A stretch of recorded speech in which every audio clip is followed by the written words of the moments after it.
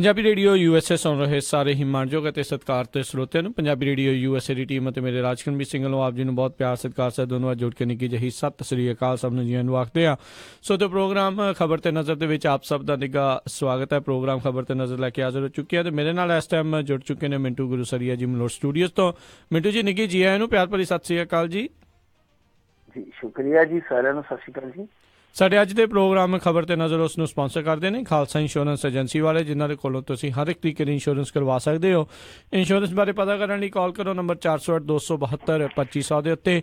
Covered California Obama care ਜਿਹੜੀਆਂ renew ਕਰਾਉਣ ਦੀ ਨਵੀਂ ਐਪਲੀਕੇਸ਼ਨ ਭਰਾਉਣ ਦੇ ਬਹੁਤ ਘੱਟ ਸਮਾਂ ਰਹਿ ਗਿਆ ਆ। ਸੋ ਜੇ ਤੁਸੀਂ ਚਾਹੁੰਦੇ ਆ 1 ਜਨਵਰੀ ਤੋਂ ਤੁਹਾਡੀ ਜਿਹੜੀ ਇੰਸ਼ੋਰੈਂਸ ਸ਼ੁਰੂ ਹੋਵੇ, ਇਸ ਦੇ ਲਈ 15 ਤਰੀਕ ਤੋਂ ਪਹਿਲਾਂ ਜਿਹੜੇ ਆ ਤੁਸੀਂ ਇਹਨਾਂ 2-3 ਦਿਨਾਂ ਦੇ ਵਿੱਚ ਉਹਨਾਂ ਨੂੰ ਜ਼ਰੂਰ ਕਾਲ ਕਰੋ ਤੇ ਆਪਣੀ ਜਿਹੜੀ ਇੰਸ਼ੋਰੈਂਸ ਜਿਹੜੀ ਉਹ ਜ਼ਰੂਰ ਕਰਾਓ। ਇਸ ਦੇ ਨਾਲ ਕ੍ਰਿਸ਼ਨ ਧਨੋਤਾ ਜੀ ਯੂਨੀਵਰਸਿਟੀ ਤੋਂ, ਬਚਿੱਤਰ ਸਿੰਘ ਚਾਹਲ ਫਰੈਜ਼ਨੋ ਤੋਂ, ਮਹਿੰਦਰ ਸਿੰਘ ਮਨਜੀਤ ਕੌਰ ਤਖਰ ਮੋਡੈਸਟੋ ਤੋਂ, ਜਸਪਾਲ ਸਿੰਘ ਜੀ ਸੈਕਰਾਮੈਂਟੋ ਤੋਂ, ਪ੍ਰਿਤਪਾਲ ਸਿੰਘ ਜੀ ਟਰਲਕ ਤੋਂ, ਜੱਸੀ ਗਿੱਲ ਪਲੰਬਿੰਗ ਵਾਲੇ ਬੇਕਰਸਫੀਲਡ ਤੋਂ, ਪ੍ਰਿੰਸੀਪਲ ਅਵਤਾਰ ਸਿੰਘ ਪੰਨੂ ਬੇਕਰਸਫੀਲਡ ਤੋਂ, ਸਟੋਨ ਸਰਕਲ ਪਾਰਕ ਵਾਲੇ ਸਾਰੇ ਹੀ ਸੀਨੀਅਰਸ ਬੇਕਰਸਫੀਲਡ ਤੋਂ। ਇਹਨਾਂ ਸਾਰਿਆਂ ਦਾ ਬਹੁਤ ਬਹੁਤ ਧੰਨਵਾਦ। ਜੇਕਰ ਤੁਸੀਂ ਜਾਂ ਕੋਈ ਹੋਰ ਕਾਰੋਬਾਰ ਇਸ ਪ੍ਰੋਗਰਾਮ ਨੂੰ ਸਪਾਂਸਰ ਕਰਨਾ ਚਾਹੁੰਦੇ ਹੋ, ਸੰਪਰਕ ਕਰ ਸਕਦੇ ਹੋ ਨੰਬਰ 408-722-7698 ਦੇ ਉੱਤੇ। ਤੇ ਮਿੰਟੂ ਜੀ ਗੱਲਬਾਤ ਦਾ ਸਿਲਸਿਲਾ ਕਰੀਏ ਸ਼ੁਰੂ। ਦਿੱਲੀ ਸਰਕਾਰ ਦਾ ਐਲਾਨ, ਹਾਦਸਾ ਪੀੜਤਾਂ ਦਾ ਨਿੱਜੀ ਹਸਪਤਾਲਾਂ ਵਿੱਚ ਹੋਵੇਗਾ ਹੁਣ ਮੁਫਤ ਇਲਾਜ। ਦੇਖੋ, ਅਰਵਿੰਦ ਕੇਜਰੀਵਾਲ ਸਰਕਾਰ ਇਸ ਸਮੇਂ ਜਿਹੋ ਜਿਹੀਆਂ ਸਿਹਤ ਦੇ ਮਾਮਲੇ 'ਚ ਉਹ ਕੋਸ਼ਿਸ਼ਾਂ ਕਰਦੀ ਪਈ ਹੈ, ਬਿਹਤਰੀ ਵਿਖਾਉਣ ਦੀਆਂ ਕੋਸ਼ਿਸ਼ਾਂ ਕਰਦੀ ਪਈ ਹੈ, ਯਤਨਸ਼ੀਲਤਾ ਜਿੱਦਾਂ ਦੀ ਦਿਖਾਉਂਦੀ ਪਈ ਆ, ਉਹ ਤੋਂ ਵੇਖ ਕੇ ਤੇ ਕੁਛ ਲੋਕ ਕਹਿੰਦੇ ਹੋਣੇ ਆ ਪੰਜਾਬ ਦੇ ਵਿੱਚ ਕਿ ਘੱਟੋ ਘੱਟ ਇਹੋ ਜਿਹਾ ਸੁੱਖ ਤੇ ਬਣ ਜਾਂਦਾ ਜੇ ਇਹਨਾਂ ਦੀ ਸਰਕਾਰ ਬਣ ਜਾਂਦੀ। ਬਾਕੀ ਤੇ ਰਾਂਡੀ ਰੋਣੇ ਉਹੀ ਰਹਿਣੇ ਸੀ, ਕਿਉਂਕਿ ਉਹਨਾਂ ਨੇ ਐਜੂਕੇਸ਼ਨ ਤੇ ਹੈਲਥ ਦੇ ਵਿੱਚ ਬਹੁਤ ਵੱਡੇ ਪੱਧਰ ਤੇ ਬਦਲਾਅ ਕੀਤੇ ਆ। ਨਿੱਜੀ ਹਸਪਤਾਲਾਂ ਵਾਲਾ ਮਾਮਲਾ ਜਦੋਂ ਵੀ ਉੱਠਿਆ, ਤੁਸੀਂ ਇਹ ਦੇਖੋ ਕਿ ਹਾਲੇ ਹਰਿਆਣੇ ਵਾਲੇ ਸਕੀਮਾਂ ਬਣਾਉਂਦੇ ਫਿਰਦੇ ਆ ਕਿ ਲਾਇਸੈਂਸ ਰੱਦ ਕਰੀਏ ਜਾਂ ਕੀ ਕਰੀਏ, ਲੀਜ਼ ਰੱਦ ਕਰੀਏ। ਉਹਨਾਂ ਨੇ ਚੱਕ ਕੇ ਲਾਇਸੈਂਸ ਰੱਦ ਕਰਕੇ ਪਰਾਂ ਵੀ ਮਾਰਿਆ, ਰੱਦ ਕੇ ਪਰਾਂ ਮਾਰਿਆ। ਔਰ ਉਲਟਾ ਕ੍ਰਾਈਮ ਬ੍ਰਾਂਚ ਕੋਲ ਉਹਨਾਂ ਨੇ ਇਹਨਾਂ ਦੀ ਸ਼ਿਕਾਇਤ ਵੀ ਭੇਜੀ ਹੈ ਕਿ ਭਾਈ ਜੋ ਮਰਜ਼ੀ ਕਰ ਦਿਓ, ਜੋ ਵੀ ਕਾਰਵਾਈ ਬਣਦੀ ਆ ਅਸੀਂ ਸਿਫਾਰਿਸ਼ ਕਰਦੇ ਹਾਂ। ਅੱਜ ਇਹਨਾਂ ਨੇ ਇੱਕ ਨਵਾਂ ਫੈਸਲਾ ਕੀਤਾ। ਫੈਸਲਾ ਨਵਾਂ ਇਹ ਆ ਕਿ ਦੇਖੋ, ਜਿੱਦਾਂ ਕੋਈ ਸੜਕ ਹਾਦਸੇ ਦਾ ਸ਼ਿਕਾਰ ਹੋ ਜਾਂਦਾ, ਉਹਨੂੰ ਚੁੱਕ ਕੇ ਜੇ ਕੋਈ ਨਿੱਜੀ ਹਸਪਤਾਲ 'ਚ ਵੀ ਲੈ ਜਾਂਦਾ ਤਾਂ ਜਿੱਦਾਂ ਉੱਥੇ ਆਮ ਤੌਰ ਤੇ ਦਿੱਕਤ ਆਉਂਦੀ ਆ, ਕਿਉਂਕਿ ਛੱਡਣ ਵਾਲਾ ਤੇ ਉਹਨੂੰ ਹਸਪਤਾਲ ਤੱਕ ਛੱਡ ਕੇ ਆ ਜਾਂਦਾ, ਬਾਅਦ ਦੇ ਵਿੱਚ ਯਕਦਮ ਜੋ ਉਹਨੂੰ ਜ਼ਰੂਰਤ ਹੁੰਦੀ ਹੈ ਇਲਾਜ ਦੀ, ਤੇ ਇਲਾਜ ਤੁਹਾਨੂੰ ਪਤਾ ਨਿੱਜੀ ਹਸਪਤਾਲਾਂ 'ਚ ਪੈਸੇ ਤੋਂ ਬਿਨਾਂ ਨਹੀਂ ਹੁੰਦਾ। ਸੋ ਜਿਹੜੀ ਉਹ ਜ਼ਰੂਰਤ ਹੁੰਦੀ ਹੈ ਮੁੱਢਲੇ ਤੌਰ ਤੇ ਇਲਾਜ ਦੀ, ਕਿ ਉਸ ਜ਼ਰੂਰਤ ਤੋਂ ਕੋਈ ਮਹਿਰੂਮ ਨਾ ਰਹਿ ਜਾਵੇ, ਵਿਰਵਾ ਨਾ ਰਹਿ ਜਾਵੇ, ਇਹਨਾਂ ਨੇ ਫੈਸਲਾ ਇਹ ਕੀਤਾ ਕਿ ਅਸੀਂ 250-300 ਨਿੱਜੀ ਹਸਪਤਾਲ ਦੇ ਨਾਲ ਟਾਈ ਅਪ ਕਰਾਂਗੇ। ਜਿੱਥੇ ਵੀ ਕੋਈ ਲਿਜਾਇਆ ਜਾਏਗਾ ਅਸੀਂ ਉਸ ਮਰੀਜ਼ ਦਾ ਸਾਰਾ ਖਰਚਾ ਆਪਣੇ ਪੱਲਿਓਂ ਕਰਾਂਗੇ। ਦੂਜੀ ਚੀਜ਼ ਇਹਨਾਂ ਨੇ ਇੱਕ ਵਧੀਆ ਜਿਹੜੀ ਕੀਤੀ ਆ ਉਹ ਇਹ ਕੀਤੀ ਆ ਕਿ ਆਮ ਤੌਰ ਤੇ ਸਾਡੇ ਪੰਜਾਬ ਤੇ ਲੋਕ ਚੁੱਕਣ ਤੋਂ ਡਰਦੇ ਆ ਕਿ ਜੇ ਕੋਈ ਚੁੱਕ ਲਿਆ ਤੇ ਮੁੜ ਕੇ ਗੱਲ 'ਚ ਸਿਆਪਾ ਨਾ ਪੈ ਜਾਵੇ, ਫਾਹ ਨਾ ਪੈ ਜਾਵੇ, ਸਾਡੀ ਕੋਈ ਗਵਾਹੀ ਨਾ ਰੱਖ ਲਵੇ, ਜਾਂ ਇਹ ਨਾ ਕਹਿ ਦੇ ਕਿ ਤੂੰ ਵੀ ਮਾਰ ਕੇ ਸੁੱਟਿਆ। ਸਾਡੇ ਤੇ ਇੱਥੋਂ ਤਾਲਾ ਵੱਟ ਜਾਂਦੇ ਲੋਕ। ਉਹਨਾਂ ਨੇ ਕੀ ਕੀਤਾ ਕਿ ਚੁੱਕ ਕੇ ਲਿਆਉਣ ਵਾਲੇ ਮਰੀਜ਼ ਨੂੰ ਜੋ ਕਿ ਹਸਪਤਾਲ ਤੱਕ ਪਹੁੰਚਾਊਗਾ, ਉਹਦੇ ਲਈ 2000 ਰੁਪਏ ਦਾ ਉਹਨਾਂ ਨੇ ਨਾਮ ਰੱਖਿਆ ਕਿ ਅਸੀਂ ਉਹਨੂੰ 2000 ਰੁਪਇਆ ਬੋਝੇ 'ਚ ਪਾ ਕੇ ਤੁਰਾਂਗੇ। ਅਸੀਂ ਉਹਦੀ ਕੋਈ ਗਵਾਹੀ ਨਹੀਂ, ਕੋਈ ਉਹਦੀ ਪੁੱਛ ਗਿੱਛ ਨਹੀਂ ਕਰਾਂਗੇ, ਉਲਟਾ ਉਹਨੂੰ 2000 ਰੁਪਏ ਦਾ ਸਨਮਾਨ ਦੇ ਕੇ ਤੁਰਾਂਗੇ। ਇਹ ਤੋਂ ਵੀ ਅਗਲੀ ਗੱਲ ਉਹਨਾਂ ਨੇ ਵਧੀਆ ਇਹ ਕੀਤੀ ਆ ਕਿ ਜੇ ਕੋਈ ਬਰਨ ਵਿਕਟਮ ਹੈ, ਜਿੱਦਾਂ ਅੱਗ ਲੱਗੀ 'ਚ ਕੋਈ ਸੜ ਜਾਂਦਾ, ਉਹਦਾ ਇਲਾਜ ਵੀ ਮੁਫਤ ਦੇਣਗੇ। ਔਰ ਪਲੱਸ ਜੇ ਕੋਈ ਐਸਿਡ ਅਟੈਕ ਦਾ ਸ਼ਿਕਾਰ ਹੋ ਜਾਂਦਾ, ਤੇਜ਼ਾਬੀ ਹਮਲੇ ਦਾ ਸ਼ਿਕਾਰ ਹੋ ਜਾਂਦਾ, ਸੋ ਉਹਨਾਂ ਲਈ ਵੀ ਇਲਾਜ ਜਿਹੜਾ ਹੋਏਗਾ ਮੁਫਤੋਂ ਮੁਫਤ ਹੋਏਗਾ। ਸੋ ਉਹ ਜਿਵੇਂ ਆਂਦੇ ਹੁੰਦੇ ਆ ਨਾ ਕਿ ਮੌਤ ਤੋਂ ਮੁਫਤ ਮੇਂ ਮਿਲਤੀ ਹੈ ਯਾਰੋ, ਕੀਮਤ ਤੋਂ ਜ਼ਿੰਦਗੀ ਕੀ ਹੋਤੀ ਹੈ। ਸੋ ਇਸ ਕੀਮਤੀ ਜ਼ਿੰਦਗੀ ਦੀ ਕੀਮਤ ਇਹਨਾਂ ਨੇ ਜਾਣੀ ਹੈ। ਉਹਦੇ ਲਈ ਅਸੀਂ ਇਹਨਾਂ ਨੂੰ ਚੰਗਾ ਕਹਿ ਸਕਦੇ ਹਾਂ ਕਿ ਬਹੁਤ ਸਾਰੇ ਕੰਮਾਂ ਦੇ ਵਿੱਚ ਢਿੱਲੜ ਨੇ ਦੂਜੇ ਲੋਕਾਂ ਵਾਂਗੂ, ਦੂਜੀਆਂ ਗੌਰਮੈਂਟਾਂ ਵਾਂਗੂ, ਪਰ ਕੁਛ ਮਾਮਲਿਆਂ 'ਚ ਅੱਤ ਦੇ ਤੇਜ਼ ਆ। ਪਰ ਦੂਜੀ ਚੀਜ਼ ਜਿਹੜੀ ਦੇਖੋ, ਇਹ ਤੇ ਚੰਗੀ ਚੀਜ਼ ਆ, ਪਰ ਦੂਜੀ ਚੀਜ਼ ਜਿਹੜੀ ਸਾਨੂੰ ਉਦਾਸੀਨ ਕਰਦੀ ਆ ਉਹ ਇਹ ਆ ਕਿ ਨਿੱਜੀ ਹਸਪਤਾਲਾਂ ਦੇ ਨਾਲ ਟਾਈ ਅਪ ਹੋਣ ਦਾ ਮਤਲਬ ਇਹ ਆ ਕਿ ਸਾਡੀ ਇੱਥੋਂ ਦੀ ਜਿਹੜੀ ਜਨਤਕ ਸੇਵਾ ਪ੍ਰਣਾਲੀ ਹੈ, ਸਰਕਾਰੀ ਸਿਹਤ ਪ੍ਰਣਾਲੀ ਹੈ ਜਿਹੜੀ, ਉਹ ਡੁੱਬ ਚੁੱਕੀ ਆ। ਮਤਲਬ ਕਿ ਉਹ ਬਿਲਕੁਲ ਗਰਦ 'ਚ ਜਾ ਚੁੱਕੀ, ਉਹਦੇ ਸਿਤਾਰੇ ਗਰਦਸ਼ 'ਚ ਪਹੁੰਚ ਚੁੱਕੇ ਆ। ਕਿ ਸਾਡੇ ਇੱਥੇ ਜਦੋਂ ਇਸ ਤਰ੍ਹਾਂ ਦੇ ਪਲਾਨ ਬਣਦੇ ਆ, ਇਸ ਤਰ੍ਹਾਂ ਦੀਆਂ ਸਕੀਮਾਂ ਬਣਦੀਆਂ, ਉਹਨਾਂ ਸਕੀਮਾਂ 'ਚ ਵੀ ਨਿੱਜੀ ਹਸਪਤਾਲ ਆਉਣ ਲੱਗ ਪਏ ਆ। ਇਹਦਾ ਮਤਲਬ ਆ ਕਿ ਸਾਡੀ ਸਰਕਾਰ ਵੀ ਇਹ ਗੱਲ ਜਾਣ ਚੁੱਕੀ ਆ, ਸਾਡੇ ਇੱਥੋਂ ਦੇ ਨੇਤਾ ਵੀ ਇਹ ਗੱਲ ਜਾਣ ਚੁੱਕੇ ਆ ਕਿ ਸਰਕਾਰੀ ਹਸਪਤਾਲਾਂ 'ਚ ਹੁਣ ਉਹ ਇਲਾਜ ਮੁਅੱਸਰ ਹੀ ਹੈ ਨਹੀਂ ਗਾ ਜਿਹੜਾ ਇਲਾਜ ਕੇ ਇੱਕ ਗੰਭੀਰ ਫੱਟੜ ਆਦਮੀ ਨੂੰ ਚਾਹੀਦਾ। ਜੀ ਜੀ ਜੀ। ਅਗਲੀ ਜਿਹੜੀ ਆਪਾਂ ਮਿੰਟੂ ਜੀ ਗੱਲ ਕਰਦੇ ਹਾਂ, ਪੰਜਾਬ ਨੂੰ ਹਰਿਆ ਬਣਾਉਣ ਵਾਲੀ ਸਕੀਮ ਕਹਿੰਦੇ ਖੁਦ ਆਪ ਹੀ ਸੁੱਕ ਗਈ। ਇਹ ਬਹੁਤ ਮਾੜੀ ਗੱਲ ਆ। ਸਾਡੇ ਪੰਜਾਬ ਦੇ ਵਿੱਚ ਬਹੁਤ ਸਾਰੀ ਜ਼ਮੀਨ ਇਸ ਤਰ੍ਹਾਂ ਦੀ ਪਈ ਆ ਜਿਹਦੇ ਤੇ ਬਹੁਤ ਵਧੀਆ ਵਧੀਆ ਸਕੀਮਾਂ ਸ਼ੁਰੂ ਕੀਤੀਆਂ ਜਾ ਸਕਦੀਆਂ, ਜੰਗਲਾਤ ਲਾਇਆ ਜਾ ਸਕਦਾ, ਟੂਰਿਸਟ ਹੱਬ ਬਣਾਏ ਜਾ ਸਕਦੇ ਛੋਟੇ ਛੋਟੇ, ਪਰ ਇੱਧਰਲੇ ਪਾਸੇ ਕਿਸੇ ਦਾ ਧਿਆਨ ਨਹੀਂ ਜਾਂਦਾ। ਧਿਆਨ ਜਾਂਦਾ ਤੇ ਰਾਜਨੀਤੀ ਵਾਲੇ ਪਾਸੇ ਜਾਂਦਾ।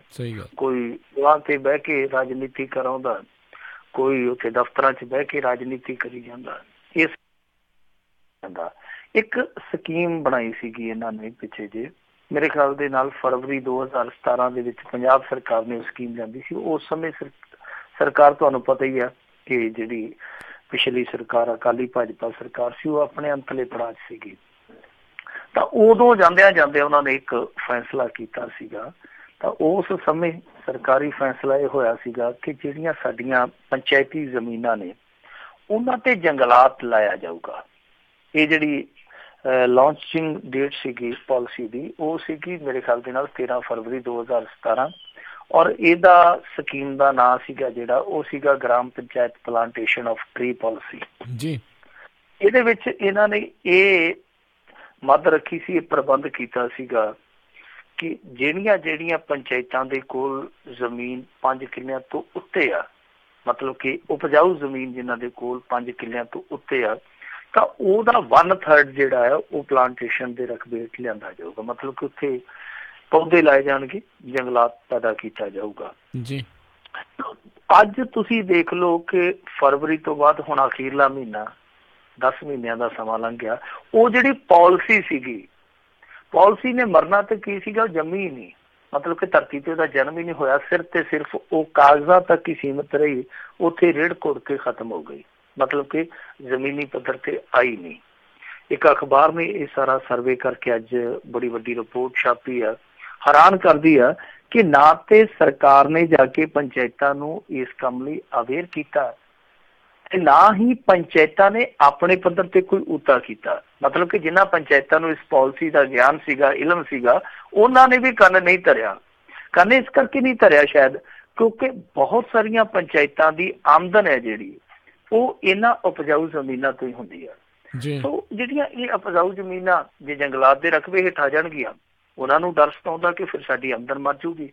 ਸਰਕਾਰੀ ਗ੍ਰਾਂਟਾਂ ਦਾ ਕੋਈ ਅਤਾ ਪਤਾ ਨਹੀਂ ਹੈ ਤਾਂ ਜਿਹੜੇ ਪੰਚਾਇਤੀ ਕੰਮਕਾਰ ਇਹਨਾਂ ਆਮਦਨਾਂ ਦੇ ਨਾਲ ਚੱਲਦੇ ਆ ਉਹ ਵੀ ਰੁਕ ਜਾਣਗੇ। ਸੋ ਇਹ ਵੀ ਇੱਕ ਫੈਕਟ ਹੈ ਇਸ ਚੀਜ਼ ਦੇ ਵਿੱਚ। ਦੂਜੀ ਚੀਜ਼ ਇਹ ਆ ਕਿ ਦੇਖੋ ਸਾਡੇ ਇੱਥੇ ਬੰਜਰ ਜ਼ਮੀਨ ਵੀ ਬਹੁਤ ਪਈ ਆ, ਬੰਜਰ ਵੀ ਬਹੁਤ ਆ। ਵੈਸੇ ਉਪਜਾਊ ਤੇ ਹੈ ਹੀ ਹੈ, ਜਿਹੜੀ ਸ਼ਾਮਲਾਟ ਜ਼ਮੀਨਾਂ ਵਿੱਚ ਹੈ ਜਾਂ ਹੋਰ ਪੰਚਾਇਤੀ ਜ਼ਮੀਨਾਂ ਦੇ ਜਿਹੜੇ ਇਸ ਤਰ੍ਹਾਂ ਦੇ ਰਕਬੇ ਹੈਗੇ ਆ, ਪਰ ਇਹਨਾਂ ਦੇ ਵਿੱਚ ਕੁਛ ਰਕਬਾ ਏਦਾਂ ਦਾ ਜਿਹੜਾ ਬੰਜਰ ਆ। ਸੋ ਉਹ ਬੰਜਰ ਵੀ ਅੱਜ ਤੱਕ ਵਰਤੋਂ 'ਚ ਨਹੀਂ ਲਿਆਂਦਾ ਜਾ ਸਕਿਆ। ਤੇ ਜਦ ਕਿ ਸਾਡੀ ਇੱਥੋਂ ਦੀ ਹਾਲਤ ਇਹ ਆ ਕਿ ਜਿਹੜਾ ਸਾਡੇ ਕੋਲ ਜੰਗਲਾਤ 19-20% ਹੋਇਆ ਕਰਦਾ ਸੀ ਅੱਜ ਤੋਂ 25-30 ਸਾਲ ਪਹਿਲਾਂ, ਉਹ ਸੁੰਗੜ ਕੇ ਬਿਲਕੁਲ ਸ਼ਰਿੰਕ ਹੋ ਕੇ ਰਹਿ ਗਿਆ 5-6%। ਯਾਨੀ ਅਸੀਂ ਧੜੱਲੇ ਦੇ ਨਾਲ ਉਸ ਜੰਗਲਾਤ ਨੂੰ ਚੀਰਦੇ ਜਾ ਰਹੇ ਔਰ ਨਤੀਜਾ ਸਾਡੇ ਸਾਹਮਣੇ ਆ। ਮੈਂ ਅੱਜ ਇੱਕ ਰਿਪੋਰਟ ਹੋਰ ਪੜ੍ਹਦਾ ਪਿਆ ਸਾਂ, ਉਹਦੇ 'ਚ 2015 ਦਾ ਇੱਕ ਅੰਕੜਾ ਦਿੱਤਾ ਸੀਗਾ ਜਿਹਦੇ 'ਚ ਦੱਸਿਆ ਗਿਆ ਸੀਗਾ ਕਿ ਜਿਹੜਾ ਰਿਸਪਾਇਰੇਬਲ ਸਸਪੈਂਡਡ ਪਾਰਟੀਕਲੇਟ ਮੈਟਰ ਹੁੰਦਾ ਹੈ ਨਾ ਪੋਲਿਊਸ਼ਨ ਲੈਵਲ ਦਾ, ਤਾਂ ਉਹ 2015 'ਚ 114 ਸੀਗਾ। ਉਹਦਾ ਜੇ ਆਪਾਂ ਪ੍ਰਭਾਸ਼ੀ ਅੰਕੜਾ ਲੈਣਾ ਹੋਵੇ ਤਾਂ ਉਹ ਬਣੇਗਾ 114 ਮਾਈਕਰੋਗ੍ਰਾਮ ਪ੍ਰਤੀ ਘਨ ਮੀਟਰ ਤੇ 2016 'ਚ ਉਹ 8.12% ਵੱਧ ਕੇ ਹੋ ਗਿਆ 124.66%। ਇਹ ਹੁਣ ਤੁਸੀਂ ਆਪ ਅੰਦਾਜ਼ਾ ਲਾ ਲਓ ਕਿ ਜਿਹੜਾ 2015 ਦੇ ਵਿੱਚ ਸਾਡਾ ਪੋਲਿਊਸ਼ਨ ਲੈਵਲ ਸੀਗਾ 114 ਮਾਈਕਰੋਗ੍ਰਾਮ ਪ੍ਰਤੀ ਘਨ ਮੀਟਰ, ਉਹ 1 ਸਾਲ 2 ਸਾਲ ਦੇ ਬਾਅਦ ਕਿੱਥੇ ਚਲੇ ਜਾਂਦਾ 124.66 ਮਾਈਕਰੋਗ੍ਰਾਮ ਪ੍ਰਤੀ ਘਨ ਮੀਟਰ।